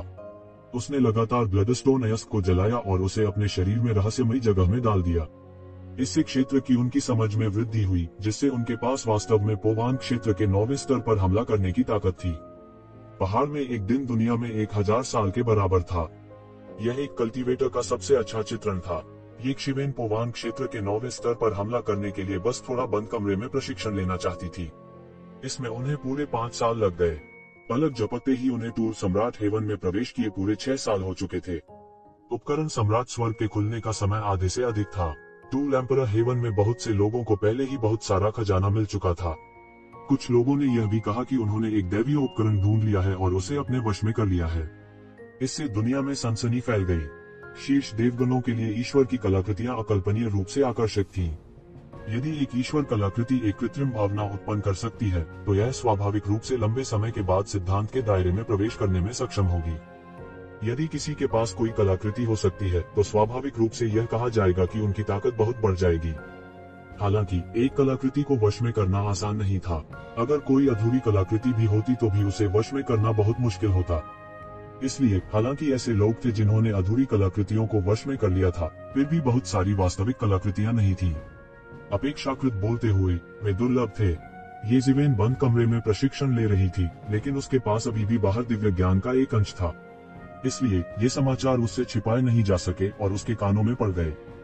यह दिव्य अवतार एओशिबा, मोजेंग्रे और अन्य के ठिकाने के बारे में पूछताछ करते हुए खतरनाक वर्जित क्षेत्रों की खोज करते हुए उपकरण सम्राट स्वर्ग में चल रहा था। जब वह बाहर आता तो वह इन दोनों समस्याओं को एक ही झटके में हल कर देता। हालांकि चाहे वो एओशिबा हो या मोजेंग्रे, ऐसा लगता था कि वे गायब हो गए हैं। येज़िवेन को नहीं पता था कि वे कहाँ गए। उन्हें केवल एक दिव्य अवतार के साथ खोजना बहुत कठिन था। हालांकि वह जल्दी में नहीं था। वह अब लगातार पोवांग दायरे के 9वें स्तर तक पहुंच रहा था। जब तक वह सफल हो सकता है, दूसरे पक्ष की चालें चाहे जो भी हो, यह बेकार होगा। पूरी ताकत के सामने चालें बहुत बचकानी थीं। वह सबसे महत्वपूर्ण मोड़ पर पहुंच गया था और पोवांग दायरे के 9वें स्तर तक पहुंचने के लिए अंतिम स्प्रिंट बना रहा था। उसकी साधना के साथ पोवांग दायरे के 9वें स्तर तक पहुंचना केवल कुछ ही मिनटों की बात थी। इसमें 9 साल बिल्कुल नहीं लगेंगे। हालांकि वह न केवल पोवांग दायरे के 9वें स्तर को तोड़ना चाहता था, बल्कि वह अपनी युद्ध शक्ति को अमर स्तर के मध्य चरण के बराबर बनाना चाहता था। यह कोई ऐसी चीज नहीं थी जिसे साधारण साधनों से प्राप्त किया जा सकता था। विशाल और असीम हथियार संप्रभु स्वर्ग में एक बर्फ सफेद आकृति मक्खन के माध्यम से गर्म चाकू की तरह कटाई कर रही थी।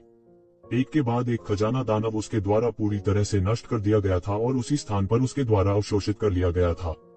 यह युवक अभिव्यक्तिहीन था। यदि एक शिवन यहाँ होता तो वह तुरंत चौंक जाता।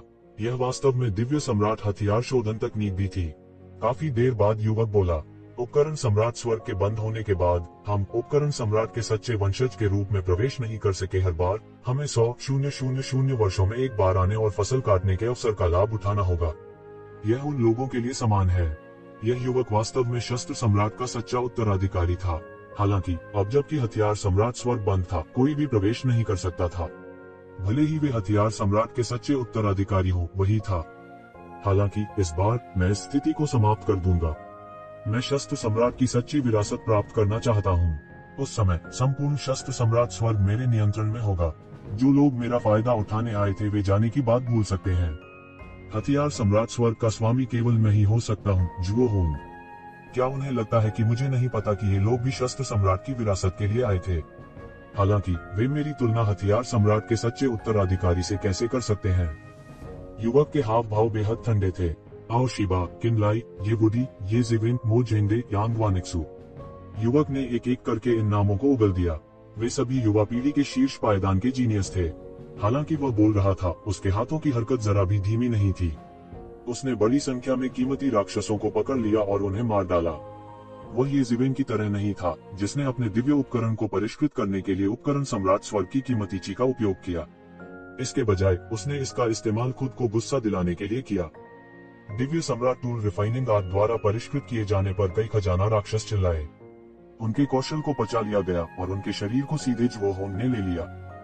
दिव्य सम्राट टूल रिफाइनिंग आर्ट द्वारा परिष्कृत किए जाने पर कई खजाना राक्षस चिल्लाए। उनके कौशल को पचा लिया गया और उनके शरीर को जुओहोंग ने ले लिया।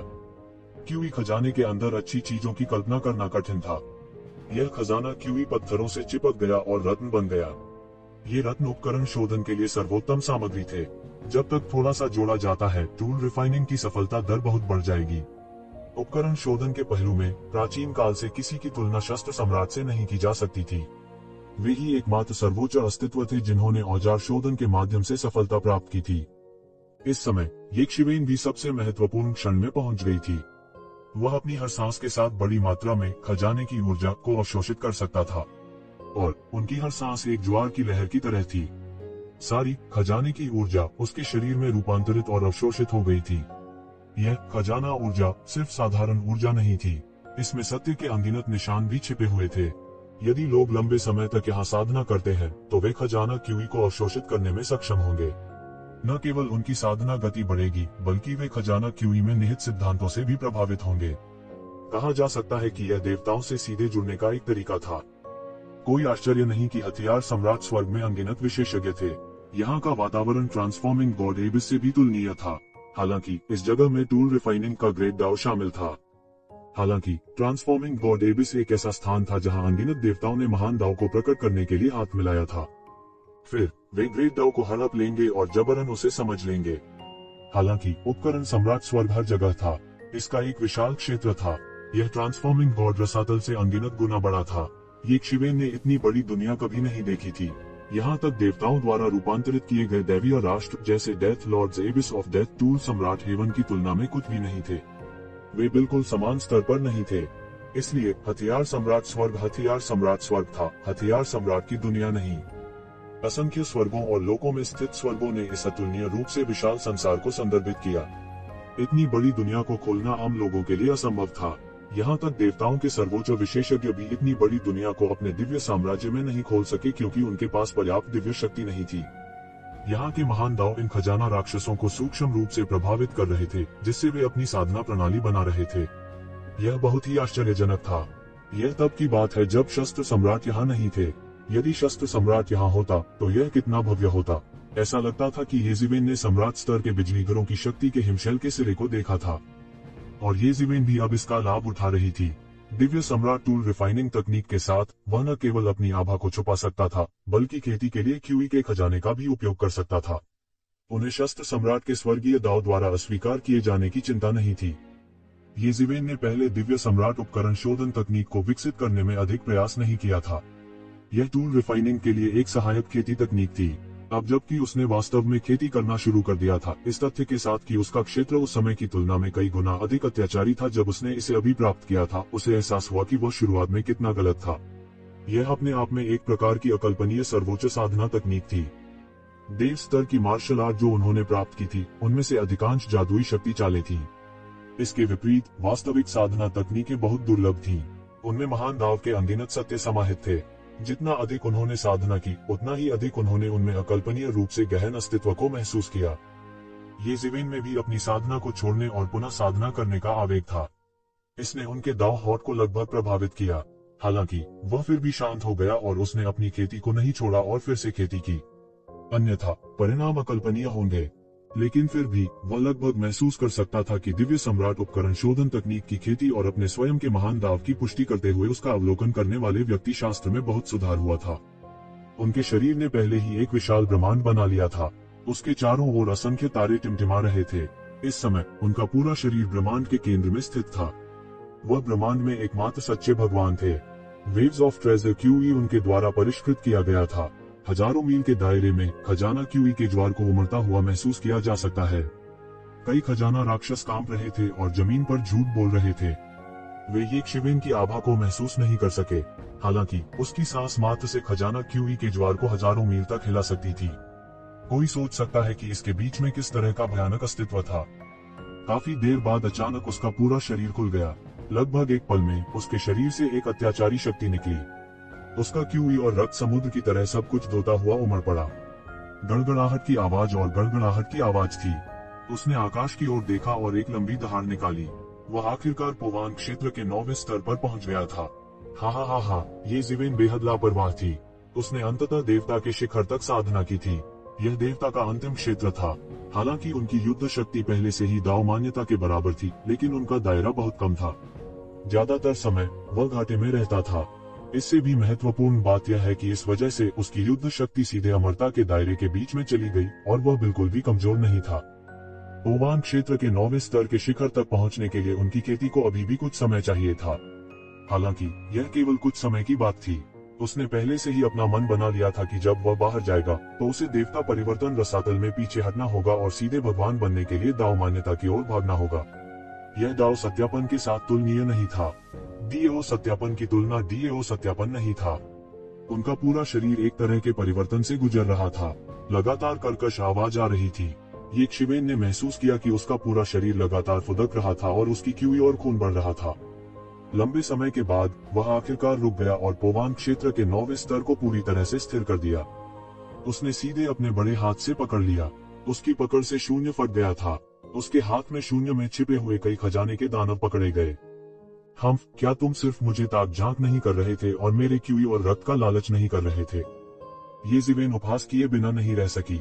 उसने पहले ही इन ट्रेजर डीमंस के अस्तित्व का पता लगा लिया था। यह बस इतना था कि वह टूटने के सबसे महत्वपूर्ण क्षण में था, इसलिए वह उनकी परवाह करने के लिए बहुत आलसी था। ये खजाना दानव भी समझदार थे और उन्हें टूटने के सबसे महत्वपूर्ण क्षण में परेशान नहीं किया, जिससे उन्हें कुछ समय तक जीवित रहने की अनुमति मिली। यह कैसे संभव है? वह इतना मजबूत कैसे हो सकता है? असंभव। क्या उसने देवता के शिखर तक साधना नहीं की? वह बहुत कमजोर इंसान है। वह इतना भयानक कैसे हो सकता है? उद्धरण चिन्ह। मुझे विश्वास नहीं होता। मैं मुक्त होना चाहता हूँ। ये खजाना दानव आतंक में दहाड़ते हैं। वे लगभग एक ही पल में येज़िवेन द्वारा पकड़ लिए गए थे और उनमें वापस लड़ने की ताकत नहीं थी। यहाँ तक कुछ ट्रेजर डीमंस भी थे जिनकी तुलना डीएओ सत्यापन स्तर से की जा सकती थी। वे बड़े अत्याचारी थे। टूल सम्राट हेवन में भी वे छोटे रईस थे। जब तक वे उस अस्तित्व को नहीं भड़काते जो उत्तेजित करना कठिन था, तब तक वे मरेंगे नहीं। किसने सोचा होगा कि वे एक पल में येज़िवेन द्वारा पकड़े जाएंगे? टकराना। जैसे ही एक शिवेन ने उन्हें पकड़कर मार डाला, वे चिल्लाने लगे। स्वर्गीय स्रोत दर्पण ने उनके शरीर के साथ साथ उनकी अक्षय कीमती ऊर्जा को अवशोषित कर लिया था। गड़गड़ाहट। अनगिनत क्लेश के बादल किसी समय आकाश में एकत्रित हो गए थे। इन क्लेशों के बादलों में एक अभूतपूर्व अत्याचारी दबाव था, जो सीधे येज़ेबेल के दिल पर दबाव डालता था। यह एक दैवीय क्लेश था। देवता एक प्रकार के दायरे थे। यह जीवन के सार का परिवर्तन भी था। चाहे वह कोई व्यक्ति हो या कोई वस्तु, यदि वे इस स्तर तक आगे बढ़ना चाहते हैं, तो उन्हें इस तरह के भयानक दैवीय क्लेश का सामना करना पड़ेगा। एक जीवित प्राणी की तरह बहुत से दैवीय उपकरण नहीं थे जिन्हें दैवीय उपकरणों में पदोन्नत किया जा सके। इसलिए दैवीय साधन अत्यंत दुर्लभ थे। यदि कुछ दैवीय उपकरण भी होते, तो वे देवताओं के हाथ में होते। देवताओं के स्तर से नीचे के विशेषज्ञ जिनके पास दैवीय उपकरण थे, वे फीनिक्स पंख और गेंडा सीन के समान दुर्लभ थे। त्यानयुवान का दर्पण अचानक एक शिवेन के शरीर से उड़ गया। दर्पण की सरल और अलंकृत सतह रक्त लाल प्रकाश के झोंके से फूट पड़ी, जिसने दुनिया में सब कुछ रोशन कर दिया। हजारों मील का आसपास का स्थान रक्त के समुद्र में प्रकाशित हो गया था। दूरी में अनगिनत खजाने वाले राक्षस लुढ़क रहे थे और रेंग रहे थे। पास आने की उनकी हिम्मत नहीं हुई। क्या मजाक! यदि उन्हें ईश्वरीय क्लेश ने फंसाया होता, तो वे समाप्त हो जाते। इसलिए हजारों मील के दायरे में परमेश्वर के प्रतिशोध में केवल येज़ेबेल ही खड़ी थी। परमेश्वर के इस प्रतिकार ने उसे खतरे का एक बहुत ही प्रबल आभास दिया। अगर यहाँ भगवान होता तो शायद उसकी आंख की पुतलियां निकल जाती। वह अपनी बुद्धि से डर गया होगा। वह अपनी बुद्धि से डर गया होगा। इस प्रकार का दैवीय क्लेश किसी सामान्य दैवीय क्लेश से तुलनीय होने से बहुत दूर था। त्यानयुवान का दर्पण अपने आप में बहुत खास था। यह एक बार एक अकल्पनीय दायरे में पहुंच गया था। हालांकि ये मोहब यहाँ नहीं थे, लेकिन यह कोई सामान्य दैवीय क्लेश नहीं था। वाला एक भयानक गड़गड़ाहट और बिजली सीधे नीचे गिर गई। ये जिवेन की आंखें तेज थीं। वह एक नजर में देख सकता था कि यह गड़गड़ाहट और बिजली नहीं थी। यह स्पष्ट रूप से गर्जन और बिजली के सिद्धांतों का एक समूह था जो गरज और बिजली के रूप में गिरा था। येज़ेबेल का दिल कांपने से खुद को रोक नहीं सका। यह दैवीय क्लेश बहुत भयानक था। इसने सार पर सीधे हमला करने के लिए सभी सिद्धांतों का इस्तेमाल किया। यह सबसे भयानक तरीका था। अब जब येमू यहाँ नहीं थी, तो येज़ेबेल केवल इस दिव्य क्लेश का ध्यान रख सकती थी। उसके नियंत्रण में त्यानयुवान दर्पण अनगिनत रक्त लाल बत्तियों के साथ फूट पड़ा। उसकी सतह पर कानून की लकीरें उभर आईं। उन्होंने एक रक्त लाल धारा बनाई और गर्जन और बिजली के सिद्धांतों के उस समूह की ओर दौड़ पड़े। बूम! जोरदार विस्फोट की आवाज सुनाई दी। एक भयानक आभा बह गई। उफनती ऊर्जा की लहरें समुद्र की लहरों की तरह बह निकली। हालांकि जो वास्तव में भयावह था वह यह नहीं था। जो वास्तव में भयावह था वह यह था कि इस तरह के सैकड़ों भयानक बिजली के सांकेतिक कानून आकाश में प्रकट हुए थे। हालांकि त्यानयुवान मिरर का क्लेश पार करने का तरीका भी बहुत उग्र था। लगभग एक ही पल में वह एक अद्वितीय महान शैतान में बदल गया। उसने उसी जगह अपना रक्तरंजित मुंह खोल दिया और सैकड़ों भयानक बिजली के कानूनों को निगल लिया। अगर दूसरे लोग इसे देखेंगे तो वे मौत से डर जाएंगे। यह बिजली का नियम एक देवता को मारने के लिए काफी था। यह कितना भयानक होगा जब सैकड़ों बिजली के नियम एक साथ देर हो जाएंगे। फिर भी यह उसके द्वारा एक घूंट में खा लिया गया था। बेशक सामान्य दैवीय क्लेश इतने भयानक नहीं होंगे। येज़ेबेल असाधारण थी और त्यानयुवान दर्पण उन दिनों शैतान राजा का जादुई उपकरण था। जहाँ तक क्लेश की बात है, तो ऐसा लगा मानो वह क्रोधित हो गया हो, क्योंकि वह और भी उन्मादी रूप से नीचे आया था। 1000 से अधिक बिजली के कानून धराशायी हो गए, भयानक आंकड़ों की एक श्रृंखला में बदल गए।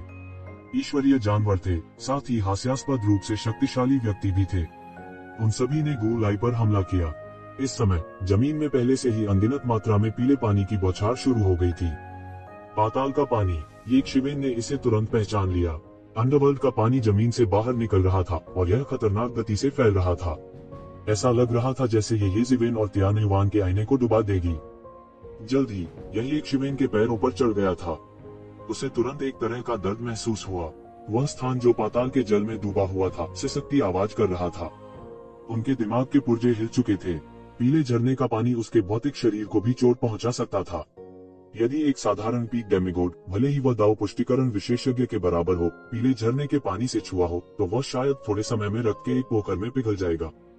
हालांकि ये शिवेन इस समय इतनी परवाह नहीं कर सकती थी। उन्होंने खुद को बचाने के लिए सीधे देवत्व को विकीर्ण किया और खुद को दानव बुलाने वाले बैनर में लपेट लिया। फिर वह अचानक हवा में उड़ गया और युद्ध में त्यानयुवान दर्पण की मदद करने लगा। बिजली चमकने के इन हजारों शक्तिशाली कानूनों की बमबारी अभी पूरी नहीं हुई थी। अधिक बिजली कानून टूट गए और येज़ेबेल केवल त्यानयुवान को आईने में मदद करने की पूरी कोशिश कर सकती थी। मानव दाव मुट्ठी। उसने एक मुक्का मारा और सीधे बिजली के कानून को तोड़ दिया। हालांकि वह लगभग महसूस कर सकता था कि उसका हाथ हल्का सा सुन्न हो गया था। वह सोच भी नहीं सकता था कि यह कितना भयानक था। ये बिजली के नियम तियानुयुवान के आईने में घुस गए। इस समय तियानुयुवान दर्पण भी लड़कर मजबूत हो रहा था। इसे किसी बात की तनिक भी परवाह नहीं थी। इसने अपना खूनी मुंह खोला और मुंह से पूरा निगल लिया। इसके शरीर पर बिजली गिरने वाले कानून बेकार थे। वे इसे बिल्कुल हिला नहीं सके। ये शिवेन चिंतित नहीं थी। तियानुयुवान का दर्पण उसके कई उपकरणों में सबसे मजबूत नहीं था, लेकिन यह सबसे मजबूत था। अब तक उसने एक ऐसे अस्तित्व का सामना नहीं किया था जो तियानुयुवान के दर्पण को चोट पहुंचा सके। इससे वह और भी विस्मय में पड़ गया। इतना भयानक तियानुयुवान दर्पण, अतीत में इसे किस प्रकार की क्षति का सामना करना पड़ा जिसके कारण यह इस तरह के दायरे में आ गया। यह अकल्पनीय था। तियानुयुवान दर्पण ने बड़े कौर में बिजली के नियमों को निगल लिया। समय समय पर यह एक दानव के हाथ में बदल जाएगा और आकाश में बिजली के नियमों को पकड़ लेगा। ऐसा लग रहा था कि यह काफी तेज नहीं था।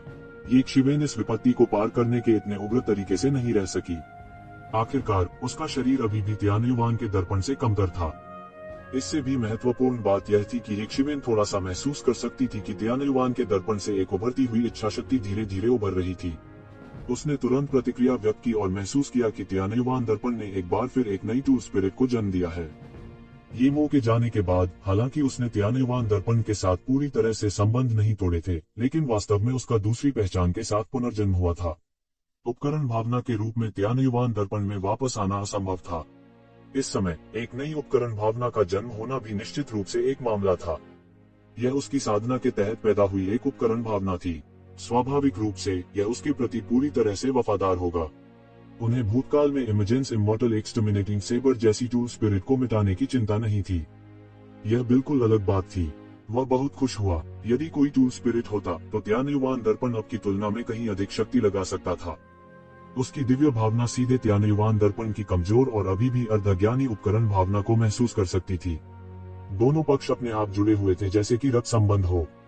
इस टू स्पिरिट के जन्म के बाद तियानुयुवान मिरर और भी क्रूर हो गया। न केवल स्वर्गीय क्लेश इसका कुछ नहीं कर सका, बल्कि इसने तियानुयुवान मिरर में पीले झरने के पानी को सीधे अवशोषित कर लिया, जिससे तियानुयुवान मिरर के अंदर एक उफनती पीली वसंत नदी बन गई। पीले झरने का यह स्तर देवताओं को भी पिघला सकता है। ये शिवेन ने उसमें रहने की हिम्मत नहीं की। कोई सोच सकता है कि यह कितना भयानक था। अब जब तियानुयुवान दर्पण ने एक सांस में सब कुछ समाहित कर लिया था, तो इसका उपयोग विरोधियों से निपटने के लिए किया जा सकता था। यहाँ तक अगर यह एक देवता था तो इसे सीधे मारा जा सकता था। ये शिवेन एक और तुरुप का पत्ता पाकर अतुलनीय रूप से खुश थी। इसके अलावा उसके द्वारा अवशोषित किए गए बिजली के कुछ नियमों का इस्तेमाल तियानुयुवान दर्पण ने खुद को संयमित करने के लिए किया था। कुछ वास्तव में उसके द्वारा संग्रहित किए गए थे और एक ताबीज में परिवर्तित हो गए थे। जब उसने सीधे उसे बाहर फेंका तो यह गड़गड़ाहट और बिजली का परमेश्वर का प्रतिकार स्तर होगा। इसमें से एक देवता को बहुत कष्ट दे सकता है। इसकी शक्ति अनंत थी। यहाँ तक वह चकित रह गए। तियानुयुवान दर्पण वास्तव में अधिक से अधिक क्रूर होता जा रहा था। यहाँ तक कि स्वर्ग का प्रतिशोध भी इसका कुछ नहीं कर सका। इसने इसे हमले का एक नया तरीका भी दिया। आकाश में वज्रपात कम से कम होता जा रहा था। ये शिवेन को पता था कि तियानुयुवान दर्पण की गड़गड़ाहट का संकट आखिरकार बीत चुका था। निश्चित रूप से कुछ ही समय बाद तियानुयुवान के दर्पण से एक राक्षसी आभा तुरंत बह गई और एक शक्तिशाली दिव्य शक्ति बह गई। यह दर्पण के एक दिव्य उपकरण में पूर्ण परिवर्तन का प्रतीक था। दैवीय शक्ति एक देवता की जबरदस्ती की तरह सभी दिशाओं में बह गई। दूरी में अनगिनत खजाने वाले राक्षस पूजा में घुटने टेक दिए। वे बाहर के लोगों से अलग थे। वे स्वयं दैवीय उपकरणों से रूपांतरित हो गए थे। इसलिए उनके लिए तियानुयुवान दर्पण दाव का वास्तविक प्रमाण था। टूल सम्राट हेवन में एक और सर्वोच्च अस्तित्व था जिसने दाव की पुष्टि की थी। उनका व्यक्तित्व विशाल और शक्तिशाली था। उसके शरीर से शॉकवेव्स फूट पड़ी, जिससे कई तावीज बन गए जो फैल गए। ये शिवेन ने अपना हाथ हिलाया और तियानुयुवान का दर्पण उसके हाथ में उड़ गया। अंतरंगता की एक बेहोश भावना थी। वह जानता था कि यह तियानुयुवान दर्पण में बनी टू स्पिरिट का प्रभाव था। अन्यथा उसके लिए इतना घनिष्ठ होना असंभव होता। वह पहले ही देवता के शिखर पर जा चुका था। तियानुयुवान दर्पण के साथ अमरता के दायरे के मध्य चरण में डरने की कोई बात नहीं थी। जब उसने पर्याप्त शक्ति जमा कर ली तो यह अमरता के दायरे के पूरे मध्य चरण को मिटा देने के लिए पर्याप्त होगी। तियानुयुवान दर्पण को हमेशा अपने हाथों में मुर्गे की पसली जैसा महसूस होता था। ऐसा नहीं था कि तियानुयुवान दर्पण पर्याप्त शक्तिशाली नहीं था, बल्कि यह बहुत गंभीर रूप से क्षतिग्रस्त हो गया था। और इसकी मरम्मत के लिए समान स्तर के अन्य उपकरणों की तुलना में कई गुना अधिक संसाधनों की खपत होगी। यहाँ तक कि यक्षिवन जैसे बड़े खर्चीले दांत को ठीक करने की बात आती है तो उसे दांत में दर्द होता है। इसके विपरीत सामने की लड़ाई में इसका अधिक प्रभाव नहीं पड़ा। अब त्यान्युवान दर्पण उपकरण सम्राट स्वर्ग में विशेष वातावरण की मदद से दिव्य उपकरण स्तर में टूट गया था। उसकी शक्ति बहुत बढ़ गई थी, यह किसी से कम नहीं था। इसकी शक्ति बहुत बढ़ गई थी और ये येज़िवेन के तुरुप के पत्तों में से एक बन गया था। कुछ साल पहले की तुलना में कहा जा सकता है कि वर्तमान येज़िवेन ने अपनी ताकत बहुत बढ़ा दी है। अगला कदम दानव आह्वान ध्वज को एक दिव्य उपकरण बनने देना था। तब तक उसके हाथों में 3 पूर्ण दैवीय उपकरण आ चुके होंगे। एक देवता के लिए ऐसा धन बहुत चौंकाने वाला था। साधारण देवताओं के पास केवल एक ही होगा क्योंकि ईश्वरीय उपकरण बनने की कीमत बहुत अधिक थी। बेहतर होगा कि इन संसाधनों से लाइफ मैजिक टूल को मजबूत किया जाए। यदि यह टूल सम्राट हेवन में नहीं होता तो येज़िवेन इतना खर्चीला नहीं होता। येज़िवेन ने बिना किसी हिचकिचाहट के तुरंत टूल सम्राट हेवन की गहराई में उड़ान भरी। उन्होंने अपनी आभा को नहीं छिपाया। उसने लगातार उन अत्याचारी खजाना राक्षसों की तलाश की, उन्हें मार डाला और उनके शरीर को लूट लिया, उन्हें दानव आह्वान ध्वज में परिष्कृत किया। यह प्रक्रिया 1 साल तक चली। दानव आह्वान ध्वज ने भी अपने स्वयं के भगवान के परीक्षण की शुरुआत की। हालांकि यह भी बहुत बड़ा था। यह परमेश्वर की परीक्षा की तुलना में कुछ भी नहीं था जिसका सामना त्यान्युवान दर्पण को करना पड़ा था। येज़िवेन की मदद से इसे सफलतापूर्वक एक दैवीय उपकरण में अपग्रेड किया गया।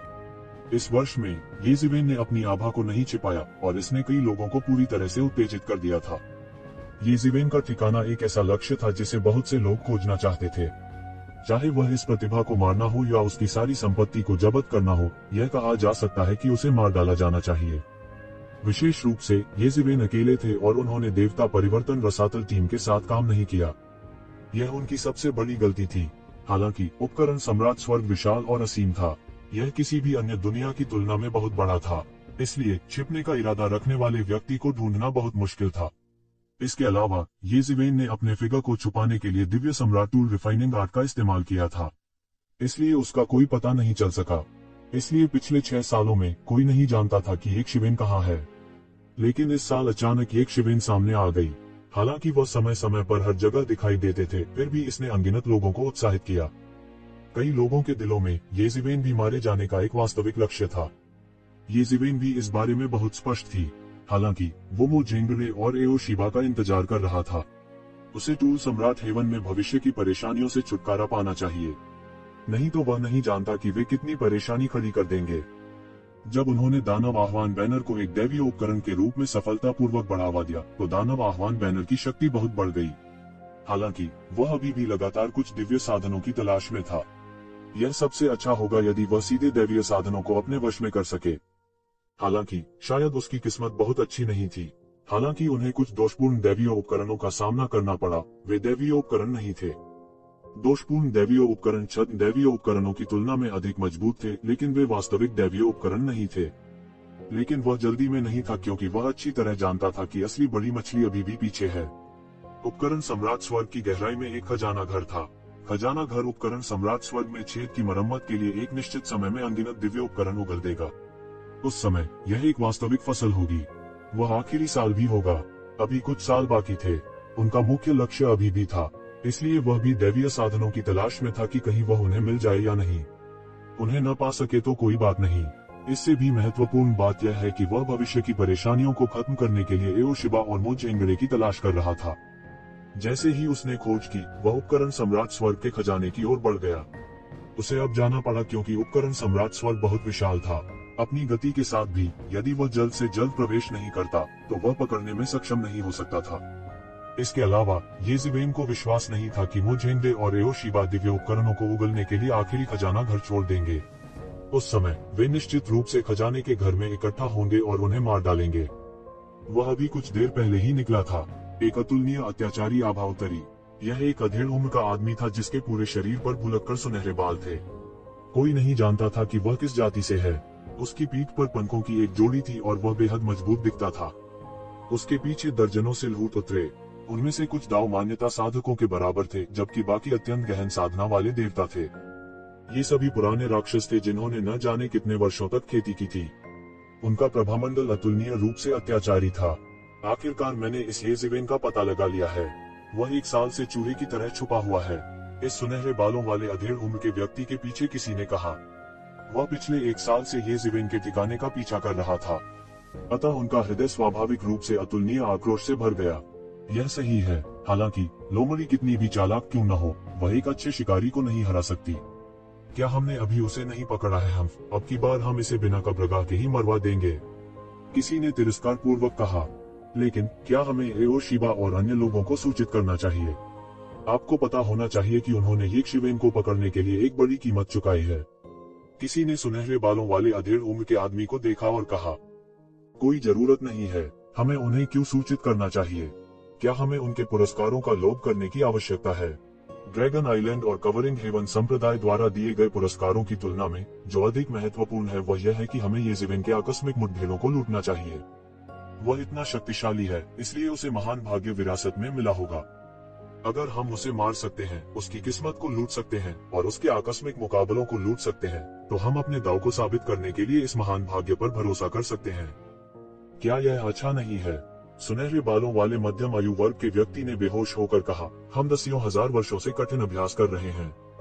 हम हमेशा इस चौकी पर क्यों अटके रहते हैं, उन जूनियर्स को एक एक करके हमसे आगे निकलते हुए देखते हुए। टैलेंट के मामले में हम सभी पहले मशहूर हीरो थे।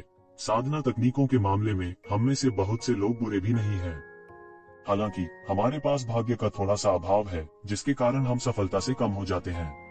हालांकि मैं दाव पुष्टिकरण के बराबर हूँ, अंत में मैं एक दाव पुष्टिकरण विशेषज्ञ नहीं हूँ। यह हमारा आखिरी मौका है। अगर हम अभी भी इसे समझ नहीं पाए, तो हमारे पास मिट्टी के प्याले में बदलने के अलावा और कोई रास्ता नहीं होगा। मत भूलो, हम एंजल डे के स्टेज 5 में प्रवेश करने वाले हैं। उस समय तो भगवान भी हमें नहीं बचा सकते, हम केवल मौत से लड़ सकते हैं। यह सही है, मेरा भाग्य स्वर्ग तक नहीं है, हम केवल मौत से लड़ सकते हैं। दाव पुष्टिकरण की तुलना में सम्राट का खजाना घर महत्वपूर्ण नहीं है।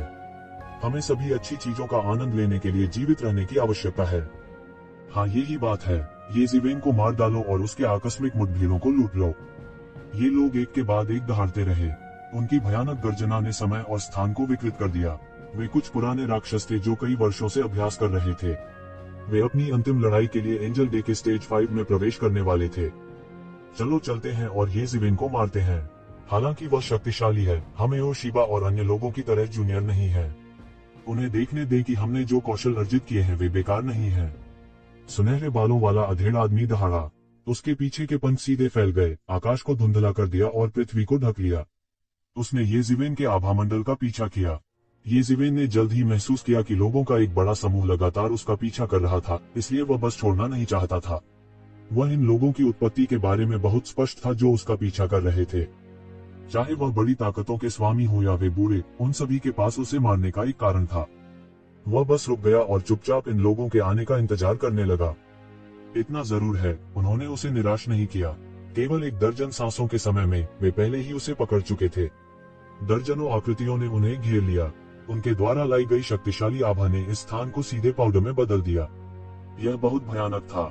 दर्जनों अत्याचारी प्रभामंडल ने येज़ेवेन को पूरी तरह से घेर लिया, उसे बचने का जरा सा भी मौका नहीं दिया। येज़ेवेन, मैंने आखिरकार तुम्हें ढूंढ लिया है। तुम छिपने में बहुत अच्छी हो, तुम 1 साल से अधिक समय से भाग रहे हो। सुनहरे बालों वाला अधेड़ उम्र का आदमी उपहास किए बिना नहीं रह सका।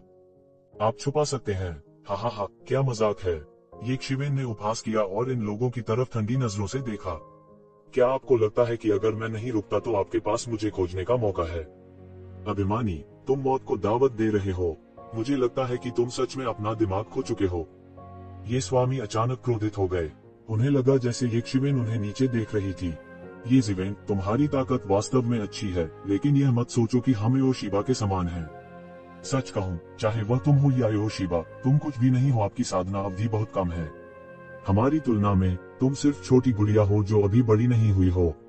सुनहरे बालों वाले अधेड़ उम्र के आदमी ने उपहास किया और कहा, आप जंगली शेर पूर्वज हैं।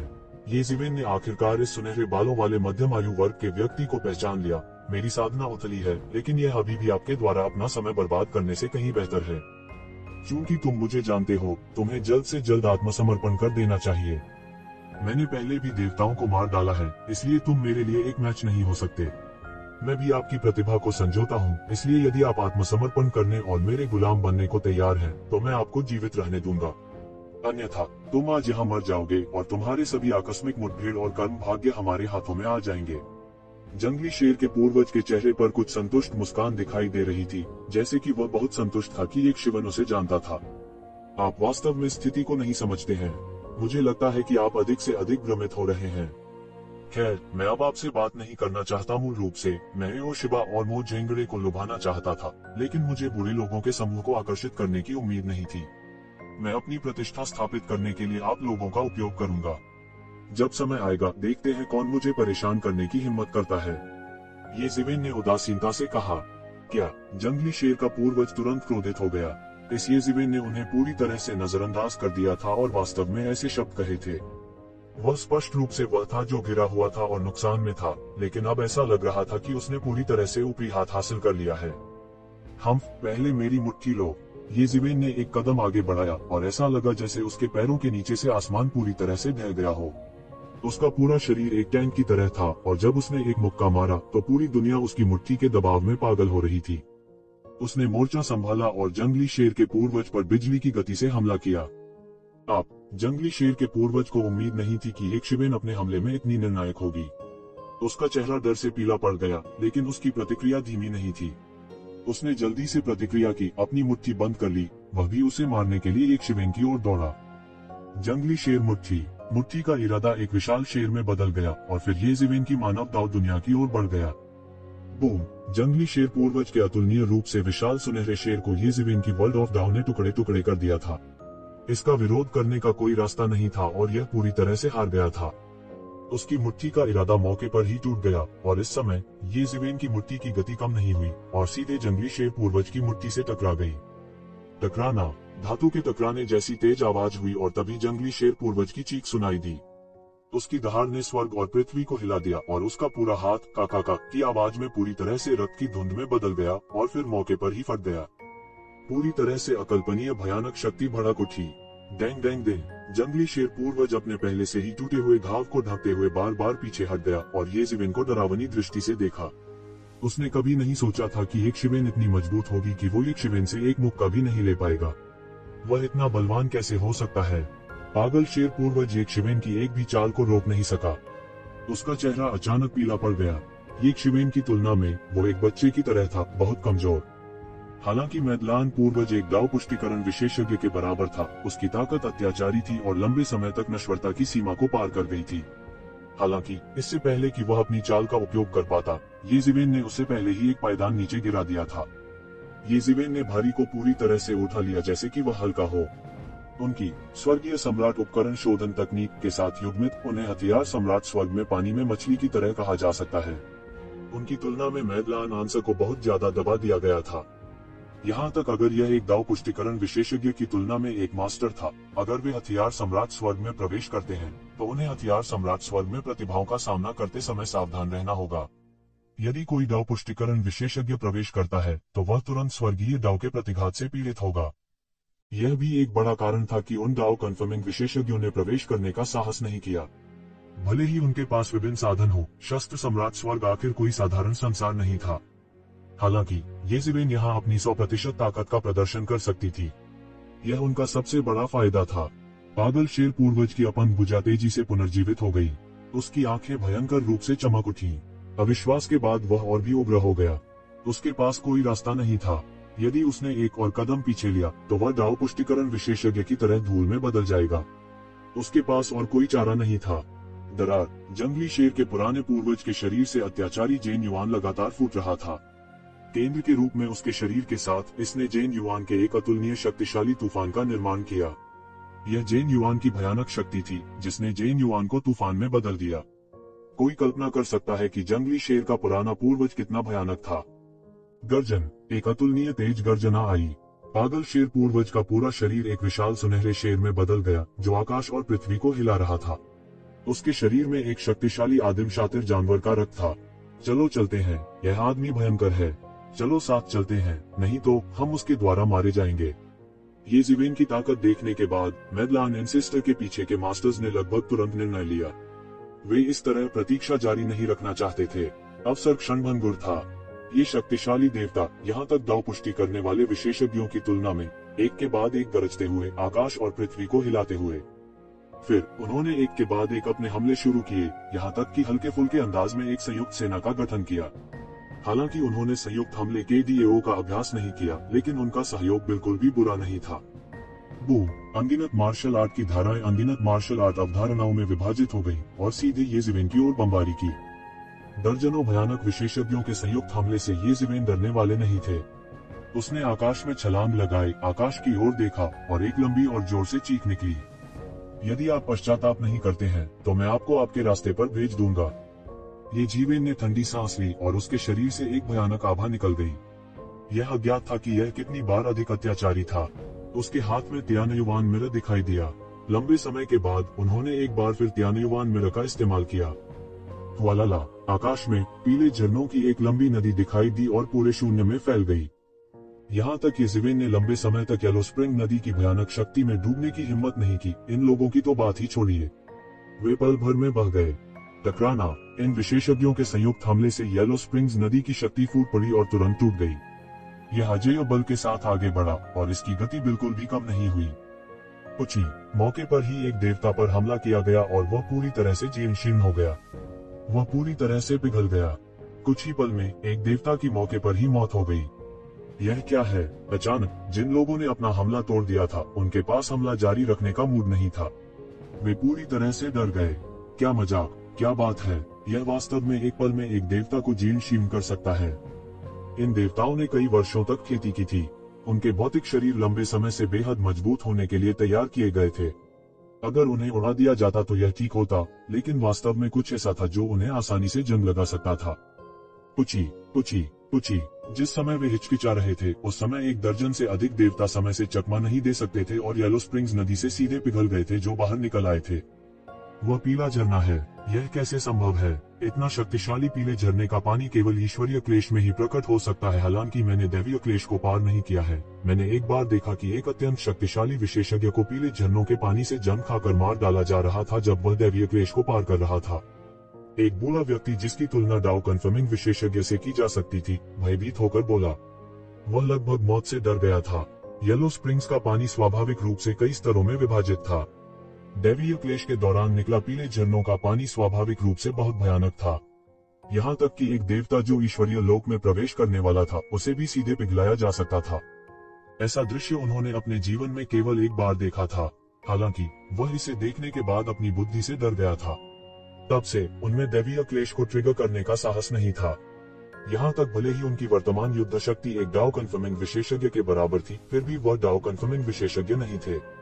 जब उस तरह के भयानक येलो स्प्रिंग्स के पानी का सामना करना पड़ा, तब भी वह पूरी तरह से जीर्ण हो जाएगा। हाँ, यह येलो स्प्रिंग्स का पानी है जो दैवीय क्लेश को पार करते समय शुरू हुआ था। मैंने इसे अभी रखा था। आप लोग इस तरह की ताकत से दैवीय क्लेश को पार करना चाहते हैं, इसके बारे में सोचो भी मत। इस जीवन में तुम केवल बैठे रहोगे और मृत्यु की प्रतीक्षा करोगे। येज़िवेन निर्दयी थी। उसके नियंत्रण में येलो स्प्रिंग्स के पानी में स्वर्ग तक फैलने की प्रवृत्ति थी। येलो स्प्रिंग्स एक प्रकार का भयानक पवित्र जल था जो मृतकों में से बहने वाले लाश के पानी से संघनित था। यह असीम मृत्यु का प्रतिनिधित्व करता था। यह एक पौराणिक शाश्वत पवित्र नदी भी थी जो अंडरवर्ल्ड में बहती थी। यह प्राचीन काल से अस्तित्व में था। जीवित लोगों के लिए यह एक प्रकार की शाश्वत और भयानक शक्ति थी। यह सभी दिशाओं में बह गया। यह बस अजेय था। यहाँ तक एक डाउ कन्फर्मिंग विशेषज्ञ भी इसे देखकर डर जाएगा। क्या यह वास्तव में येलो स्प्रिंग्स का पानी है? सभी अचानक घबरा गए। मूल रूप से सभी ने बस यही कहा। सभी को इस पर विश्वास नहीं हुआ। हालांकि येज़िवेन के सत्यापित करने के बाद वे लगभग डर गए थे। येलो स्प्रिंग्स का पानी। हालांकि उन्होंने वास्तव में इस चीज को देखा नहीं था, लेकिन उन्होंने इसके बारे में सुना था। कम से कम आधे लोग जो दैवीय क्लेश को पार करने में विफल रहे, येलो स्प्रिंग्स के पानी पर मर गए। ऐसे प्रचंड और प्रतापी जल के बारे में वे कैसे नहीं जान सकते थे? हालांकि वे पूरी तरह से डरे हुए थे क्योंकि उन्हें इसके बारे में पता था। लगभग हर कोई जिसने दैवीय क्लेश को ट्रिगर करने का साहस किया, वह डेमिगॉड क्षेत्र के शिखर पर एक उत्कृष्ट विशेषज्ञ था। 100 में से एक भी व्यक्ति दैवीय क्लेश को ट्रिगर करने की हिम्मत नहीं करेगा। यदि उन्होंने दैवीय क्लेश को ट्रिगर नहीं किया, तो वे कुछ और वर्षों तक जीवित रह सकते हैं और कुछ तैयारी कर सकते हैं। हालांकि एक बार दैवीय क्लेश शुरू हो जाने के बाद उनमें से अधिकांश तुरंत मर जाएंगे। इससे भी ज्यादा असामान्य बात यह थी कि कैसे येज़िवेन ने इतने भयानक शैतानी पानी को वश में कर लिया। यह इतना भयानक कैसे हो सकता है? येलो स्प्रिंग्स का पानी जहां से भी गुजरा वह बस सब कुछ बहा ले गया। यहाँ तक दाव की पुष्टि करने वाला विशेषज्ञ भी येलो स्प्रिंग्स के पानी पर एक पल के लिए भी रहने की हिम्मत नहीं करेगा, अन्यथा वे सीधे पिघल जाते। दहाड़, तुम मुझे मारना चाहते हो? जंगली शेर पूर्वज दहाड़ता है। उसके सामने एक विशाल दीवार दिखाई दी जिसने येलो स्प्रिंग्स के पानी को पूरी तरह से रोक दिया। बाकी लोगों को बचा लिया गया। इस समय दूसरों ने जल्दी से इस विशाल ऊर्जा दीवार को बनाए रखना शुरू कर दिया। इस समय उन्होंने ये नहीं सोचा कि एक शिवेन को कैसे मारा जाए। यह बहुत अवास्तविक था, खुद को बचाना ही बेहतर था। वे लड़े और पीछे हट गए, बचना चाहते थे। आप बचना चाहते हैं? ये जिवेन की आंखों में गुस्से का एक स्पर्श भर आया। उसने त्यानुयुवान दर्पण को येलो स्प्रिंग्स का पानी इकट्ठा करने का आदेश दिया। यह एक गैर नवीकरणीय संसाधन था, इसे बर्बाद नहीं किया जा सकता था। फिर रक्त लाल प्रकाश की धारियां बह गईं। टकराना, टकराना, टकराना। त्यानुयुवान दर्पण की बमबारी के तहत उनके द्वारा बनाए रखी गई ऊर्जा दीवार भी गिरने के कगार पर थी। उस पर लगातार बड़ी दरारें दिखाई देने लगी। वह किस प्रकार का राक्षस है? वह इतना मजबूत कैसे हो सकता है? क्या हम में से एक समूह की ताकत उससे बेहतर नहीं हो सकती? लड़ो, टूटो मत, नहीं तो हम निश्चित रूप से मरेंगे। ये शीर्ष विशेषज्ञ दहाड़ते रहे, लेकिन यह बेकार था। ये जिवेन के आक्रमण के तहत वे बहुत पीछे थे। अन्यथा अगर वे एक शिवेन का अकेले सामना करते तो वे एक भी झटका नहीं झेल सकते थे। वे उसके लिए बिल्कुल भी मैच नहीं होंगे। हेवनली थंडर, समन। ये शिवेन जोर से चिल्लाए। त्यानुयुवान दर्पण से एक कानून बिजली सीधे मौके पर गिरी। गड़गड़ाहट। जिस ऊर्जा दीवार को बनाए रखने के लिए उन्होंने सख्त कोशिश की थी, वह तुरंत रह गई। इस भयानक कानून बिजली के सामने सभी प्रतिरोध व्यर्थ थे। यह एक मजाक था। यह भगवान के प्रतिशोध में बिजली है। नहीं, भगवान के प्रतिशोध में बिजली भी इतनी भयानक नहीं है। वह किस तरह का राक्षस है? किसी ने कहा। वे पहले से ही पूरी तरह से निराशा में थे। ये जिवेन के तरीके अंतहीन थे, जैसे कि कभी कोई अंत नहीं होगा। इन सब के सामने सब कुछ बहुत ही हास्यास्पद था। आकाश की सील को पलटना। एक विशाल सील नीचे गिर गई, सीधे तौर पर कई शीर्ष डेमिगोड मास्टर्स को तोड़ दिया, जो मास सॉस में समय पर चकमा नहीं दे सके। वे पूरी तरह से ये जिवेन के विरोधी नहीं थे। यह ताकत का बिल्कुल अलग स्तर था। वे दोनों मिथक के चरम पर थे, लेकिन उनके बीच का अंतर एक विशाल और एक चींटी जैसा था। ये जिवेन, ज्यादा अहंकारी मत बनो। एक बुरा साथी जो एक डाउ कन्फर्मिंग विशेषज्ञ के बराबर था, अपने साथ दुनिया को हिला देने वाली ताकत लेकर आया। इसका मतलब यह था कि उसकी ताकत कमजोर नहीं थी। हुश। तलवारबाजी की एक लंबी नदी सीधे बह गई। आकाश को चीरने वाली तलवार ने तेज तलवार की रोशनी चांदनी की तरह ठंडी, तेज और सब कुछ काट दिया। पफ। स्काई स्प्लिटिंग तलवार द्वारा बूढ़े आदमी को मौके पर ही आधा काट दिया गया था और उसकी मौलिक आत्मा नष्ट हो गई थी। तू जिवेन ने एक कदम आगे बढ़ाया और भीड़ में घुस गई। उसने एक नरसंहार शुरू किया और सभी को बहा ले गया। कोई भी उसका मुकाबला नहीं कर सकता था, खासकर जब वह अपने हाथ में ब्रोकन स्पेस तलवार पकड़े हुए था। उसके शरीर पर कई दिव्य उपकरण थे और इन देवताओं से निपटने के लिए उनका उपयोग करना केवल हास्यास्पद था, जैसे कि कोई वयस्क बच्चे को धमका रहा हो। यहाँ तक पागल शेर पूर्वज, जो सबसे मजबूत था और मध्य अमर स्तर की युद्ध शक्ति को लगभग छू गया था, ये जिवेन की तलवार का विरोध नहीं कर सका। इस लड़ाई में पूरी टीम का सफाया हो गया। उपकरण सम्राट स्वर्ग हैरान रह गया। एक युद्ध में जंगली शेर के पूर्वज और अन्य को मारने से दुनिया स्तब्ध रह गई।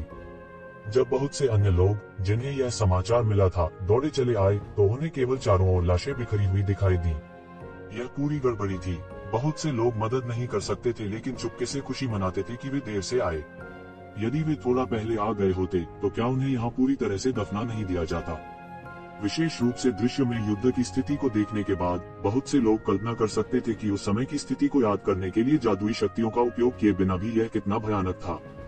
यह लगभग कहा जा सकता है कि यह पूरी तरह से स्वीप था। हालांकि इस महान उपकरण सम्राट हेवन में उनके लिए सुराग ढूंढना आसान नहीं था। ग्रेट टूल सम्राट हेवन का दमन बहुत मजबूत था। हालांकि वे केवल एक चीज के बारे में सुनिश्चित हो सकते थे कि एक शिवेन का आतंक उनकी कल्पना से बहुत परे था। दोनों पक्षों के बीच लड़ाई के निशान अभी भी थे। अनगिनत तलवार दाव कानूनों ने स्वर्ग को दबा दिया। दूर से देखने पर भी एक तरह का डर सा महसूस होता था। मूल रूप से बहुत से लोग इस बात से बहुत परेशान थे कि उन्हें पहले ये जिवेन नहीं मिला। लेकिन अब जब उन्होंने इसके बारे में सोचा, तो इसमें कोई संदेह नहीं था कि वे भाग्यशाली थे कि उन्हें ये शिवेन पहले मिल गया। वे अपनी मौत के लिए भाग रहे थे।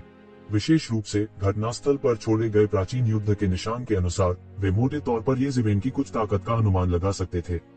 वे भय से कान पे बिना नहीं रह सके। हालांकि पूरी लड़ाई बहुत भयंकर थी, लेकिन यह एक तरफा लड़ाई लग रही थी।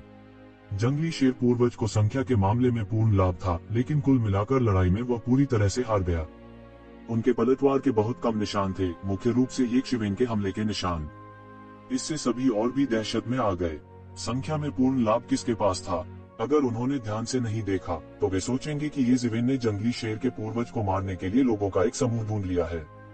क्या वह अब भी इंसान है? वे पूरी तरह हक्का बक्का रह गए। उन्हें उम्मीद नहीं थी कि यह इस तरह निकलेगा।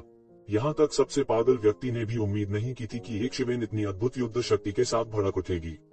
बहुत से लोगों ने अनुमान लगाया कि येशिवेन के साथ कोई बड़ी आकस्मिक मुलाकात हुई होगी, नहीं तो उसकी ताकत छलांग और सीमा से कैसे आगे बढ़ सकती थी। ताकत के मामले में वाइल्डलान एंसेस्टर एओशिबा और अन्य की तुलना में एक स्तर से अधिक मजबूत था। आखिर इतने सालों का संचय कोई मजाक नहीं था। कई लोगों की राय में येशिवेन जंगली शेर पूर्वज और अन्य लोगों के समान ही था, लेकिन परिणाम ने सभी की उम्मीदों को पूरी तरह से तोड़ दिया। इस बच्चे की गति पहले ही स्थापित हो चुकी है और हम वास्तव में उसके मैच नहीं हैं। नई पीढ़ी वास्तव में पुरानी पीढ़ी से आगे निकल जाती है। यह सच है कि प्रतिभाशाली लोग हर पीढ़ी में पैदा होते हैं। मानव जाति में वास्तव में ऐसा एक अद्वितीय स्वर्ग का पसंदीदा है। अकल्पनीय सौभाग्य से हम अपनी मौत की ओर नहीं भागे। यह पुष्टि करने के बाद कि येशिवेन ने जंगली शेर के पूर्वज और अन्य लोगों को आसानी से मार डाला था, सभी ने अपना ध्यान ड्रैगन द्वीप और श्राउडिंग हेवन कल्ट के विशेषज्ञों की ओर लगाया। इतने सालों से वे येशिवेन को मारने के लिए शोर मचा रहे थे। ऐसा लग रहा था कि वे येशिवेन को कभी भी और कहीं भी मार देंगे, लेकिन अब येशिवेन ने अपनी अद्भुत ताकत पूरी तरह से प्रकट कर दी थी। वह एक धक्का देने वाला नहीं था जिसे वे आसानी से गूंज सके। ऐसे अत्याचारी स्वामी के सामने वे क्या करने वाले थे? इससे भी भयानक खबर सामने आई। ऐसी अफवाह थी कि येशिवेन इन दो संप्रदायों से छिपना नहीं चाहती थी। इसके विपरीत वह ड्रैगन द्वीप और कवरिंग हेवन कल्ट के ठिकाने पर नजर रख रहा था। ऐसा लग रहा था जैसे वह इन दोनों संप्रदायों को खत्म करना चाहता हो। इस खबर के सामने आते ही पूरा टूल सम्राट हेवन हिल गया। चाहे वह श्राउडिंग हेवन कल्ट हो या ड्रैगन आइलैंड, उन्हें सबसे शक्तिशाली संप्रदाय कहा जा सकता है। गंगा नदी की रेत की तरह, आकाश में बादलों की तरह अंतहीन अनगिनत स्वामी थे। येशिवेन इन दोनों संप्रदायों को सीधे चुनौती देना चाहती थी। जब दोनों संप्रदायों ने यह सुना तो वे सभी क्रोधित हो गए। कई सालों तक किसी ने इतना अहंकारी होने की हिम्मत नहीं की। यहाँ तक कि रूपांतरित देवता रसातल ने भी एक ही समय में इन दो संप्रदायों का सामना करने की हिम्मत नहीं की। येशिवेन तो दूर की बात है, उसने वास्तव में इन दो संप्रदायों की महिमा को चुनौती देने का साहस किया। यह बस मौत की तलाश का एक कार्य था। हालांकि येशिवेन का जन्म ट्रांसफॉर्मिंग डीटी एबिस में हुआ था और उसके ऊपर हिडन वैली जैसा एक राक्षस भी था।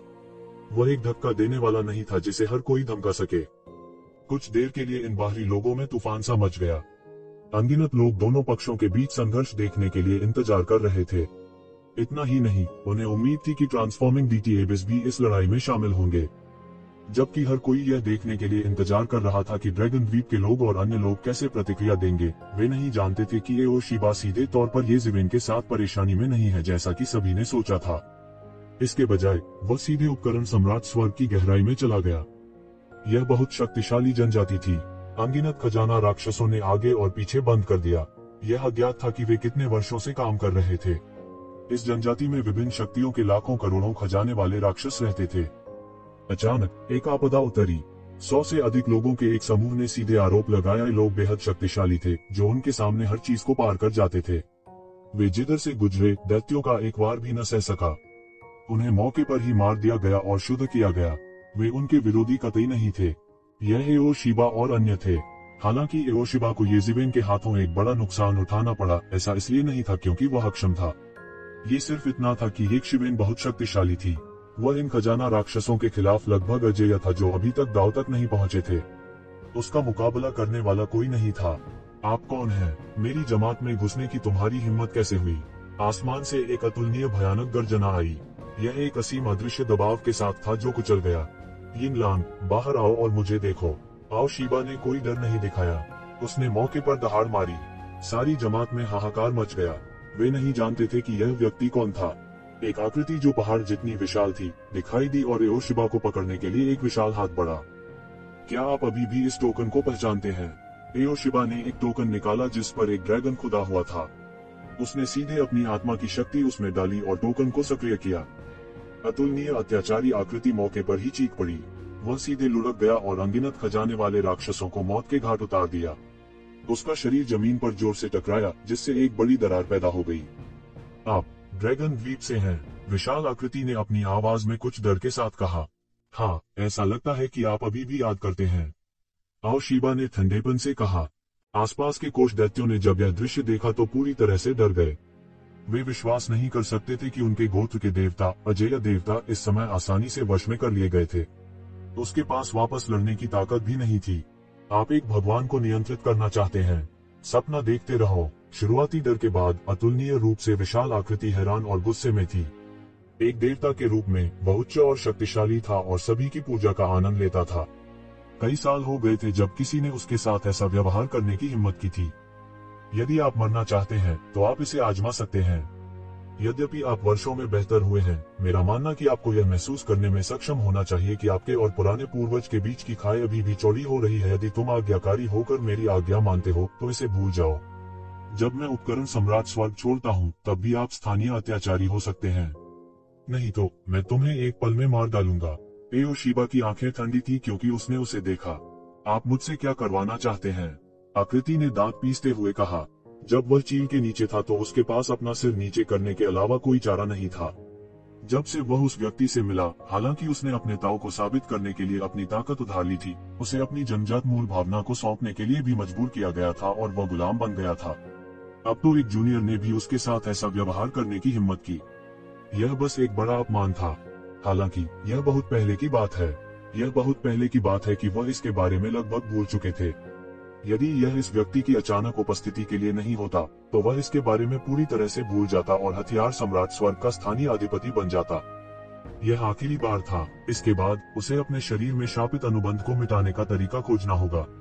वह बिल्कुल ऐसा दोबारा नहीं होने दे सकता था।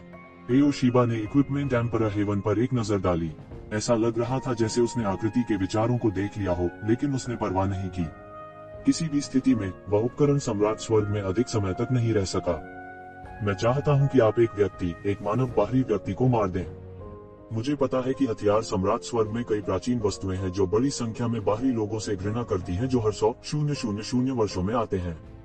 उनमें से कुछ ने गुप्त रूप से बाहरी लोगों का शिकार करने के लिए हथियार सम्राट स्वर्ग और अन्य दुनिया के नियमों का उल्लंघन किया है। आप इस दुनिया के मूल निवासी हैं। मैं चाहता हूं कि आप उनसे संपर्क करें और उसी शिवेन को मार डालें। जब तक आप इसे कर सकते हैं, आपको स्वाभाविक रूप से इसका लाभ मिलेगा। हमारे ड्रैगन द्वीप में आपके लिए साधना संसाधनों की कमी नहीं है। हमारे द्वारा प्रदान किए जाने वाले संसाधनों के साथ आपके लिए 1000 वर्षों के भीतर आगे बढ़ना कठिन नहीं होगा। तुम क्या सोचते हो? आओ, शीबा ने उदासीनता से कहा। उसके एक हाथ में गाजर और दूसरे हाथ में एक छड़ी थी। उसे डर नहीं था कि एक शिवेन असहमत होगी। ठीक है, बस इस बार, आकृति ने अपने दांत पीसते हुए कहा। इस समय ये शिवेन एक पहाड़ की चोटी पर एक पैर के बल खड़ी थी। चाहे कितनी भी हवा चली, वह नहीं हिला। उसका शरीर जीवन शक्ति के साथ बढ़ रहा था और तेज गड़गड़ाहट की आवाज सुनी जा सकती थी। यह ऐसा था जैसे वह जमीन से उठने वाली पूरी पर्वत श्रृंखला के साथ एक हो गया हो। काफी देर बाद उसने अपनी आंखें खोली और राहत की सांस ली।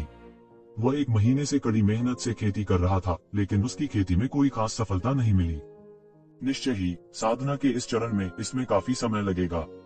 एक सफलता प्राप्त करने के लिए 100 साल, 1000 साल, यहाँ तक 10,000 साल। 1000 साल की साधना एक संयोग से मिलने जितनी अच्छी नहीं है। ये शिवेन ने आह भरी। पिछले 1 महीने में उन्होंने केवल अपनी खेती को मजबूत किया था। ओवान क्षेत्र के 9वें स्तर के शिखर तक पहुंचने से पहले उसे अभी भी एक लंबा रास्ता तय करना था, और वह नहीं जानता था कि उसे वास्तव में अपने दांव को सिद्ध करने में कितना समय लगेगा। अब सबसे अच्छा तरीका उपकरण सम्राट की विरासत का पता लगाना है। अगर मैं उपकरण सम्राट की विरासत प्राप्त कर सकता हूं, तो मेरी खेती छलांग और सीमा से आगे बढ़ेगी। अपने डीओ को साबित करने के लिए मुझे हर तरह से जाने में कोई समस्या नहीं होगी। यह सोचकर ये शिवेन की आंखें बहुत तेज हो गईं।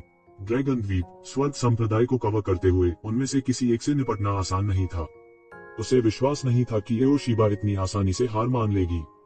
वह कहीं न कहीं कोई साजिश रच रहा होगा, क्योंकि वह इस समय बाहर नहीं आया था।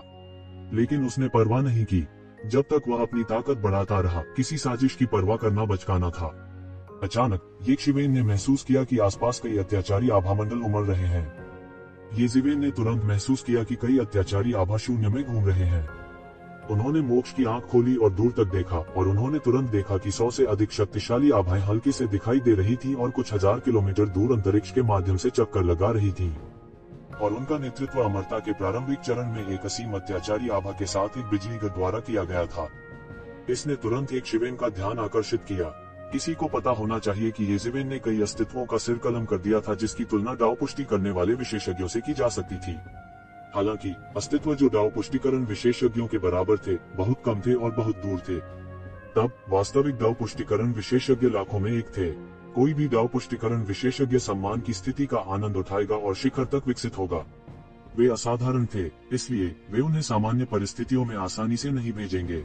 अब एक डाउ वैलिडेशन विशेषज्ञ को व्यक्तिगत रूप से भेजा गया था, जिससे उन्हें थोड़ा अजीब लगा। लेकिन इससे पहले कि वह कुछ सोचता, ये सैकड़ों विशेषज्ञ उसके पास पहले ही आ चुके थे। यह सैकड़ों विशेषज्ञों का एक लाइनअप था। अपवाद के बिना वे सभी देवताओं के क्षेत्र के शिखर पर थे। इस तरह के लाइनअप को कुलीन और अत्याचारी कहा जा सकता है। ये सभी स्थानीय खजाने के राक्षसों में सबसे अच्छे थे, लेकिन ये शिवेंडरी नहीं। उन्होंने आकाशीय सम्राट उपकरण शोधन तकनीक का संचालन किया। उनकी आभा स्थानीय खजाने के राक्षसों से अलग नहीं थी, इस वजह से वे उस पर हमला नहीं करेंगे।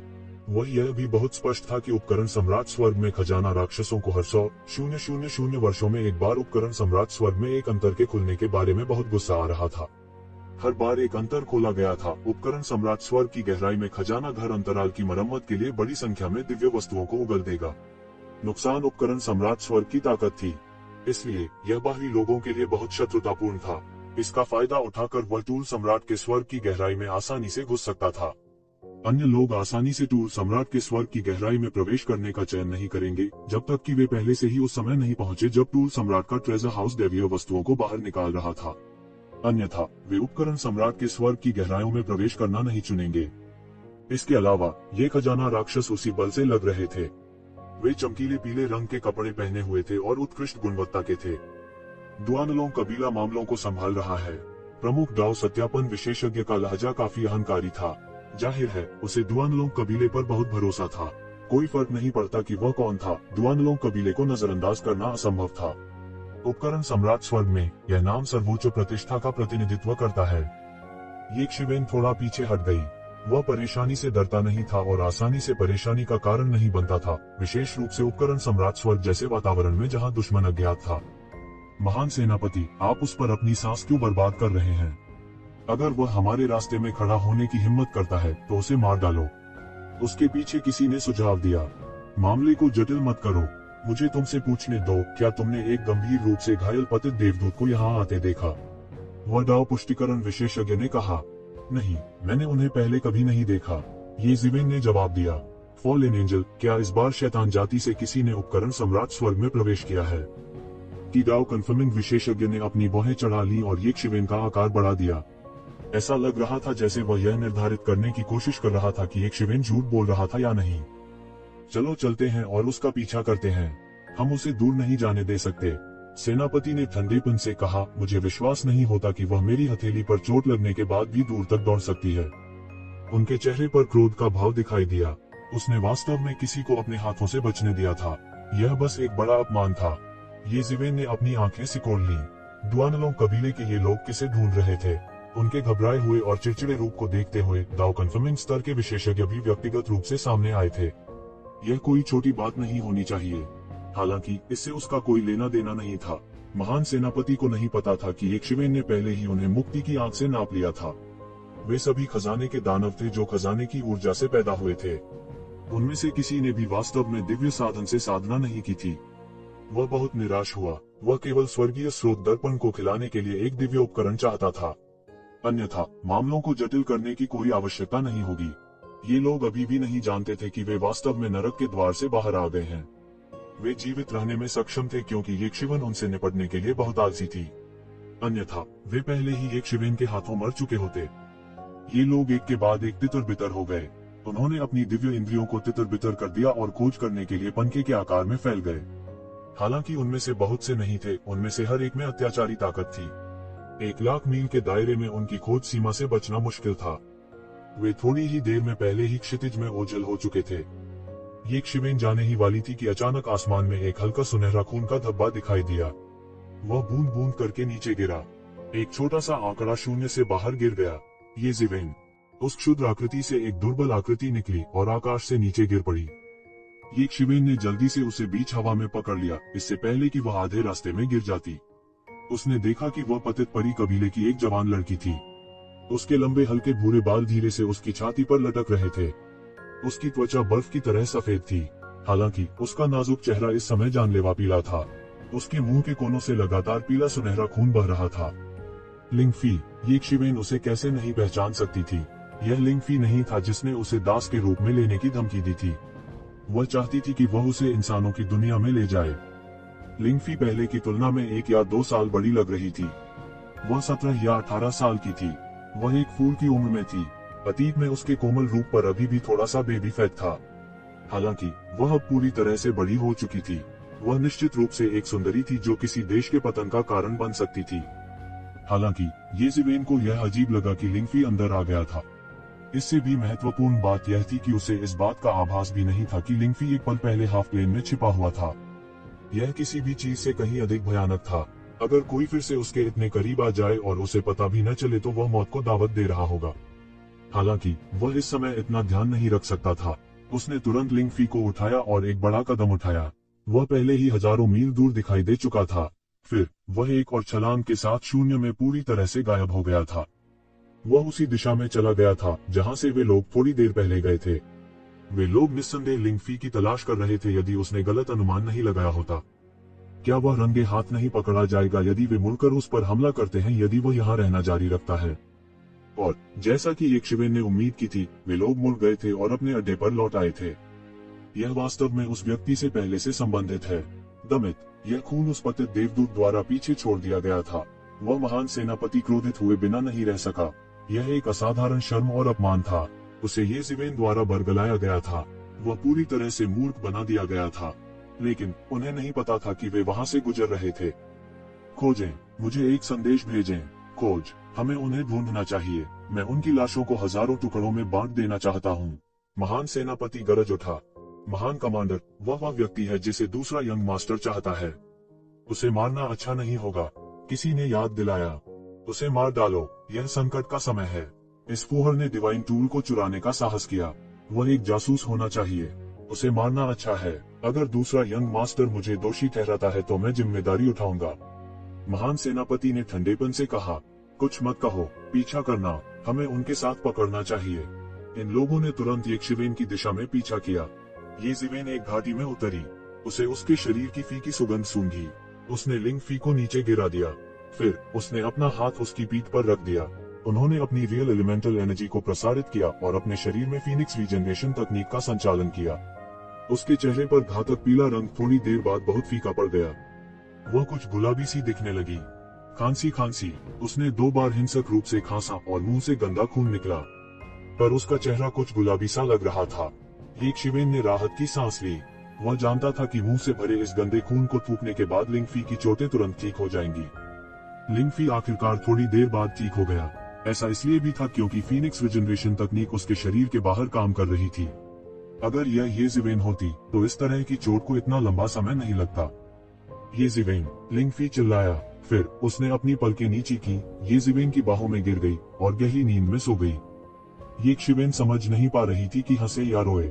वह यहाँ काफी साहसी थी। इसके अलावा वह बिल्कुल भी सतर्क नहीं थी।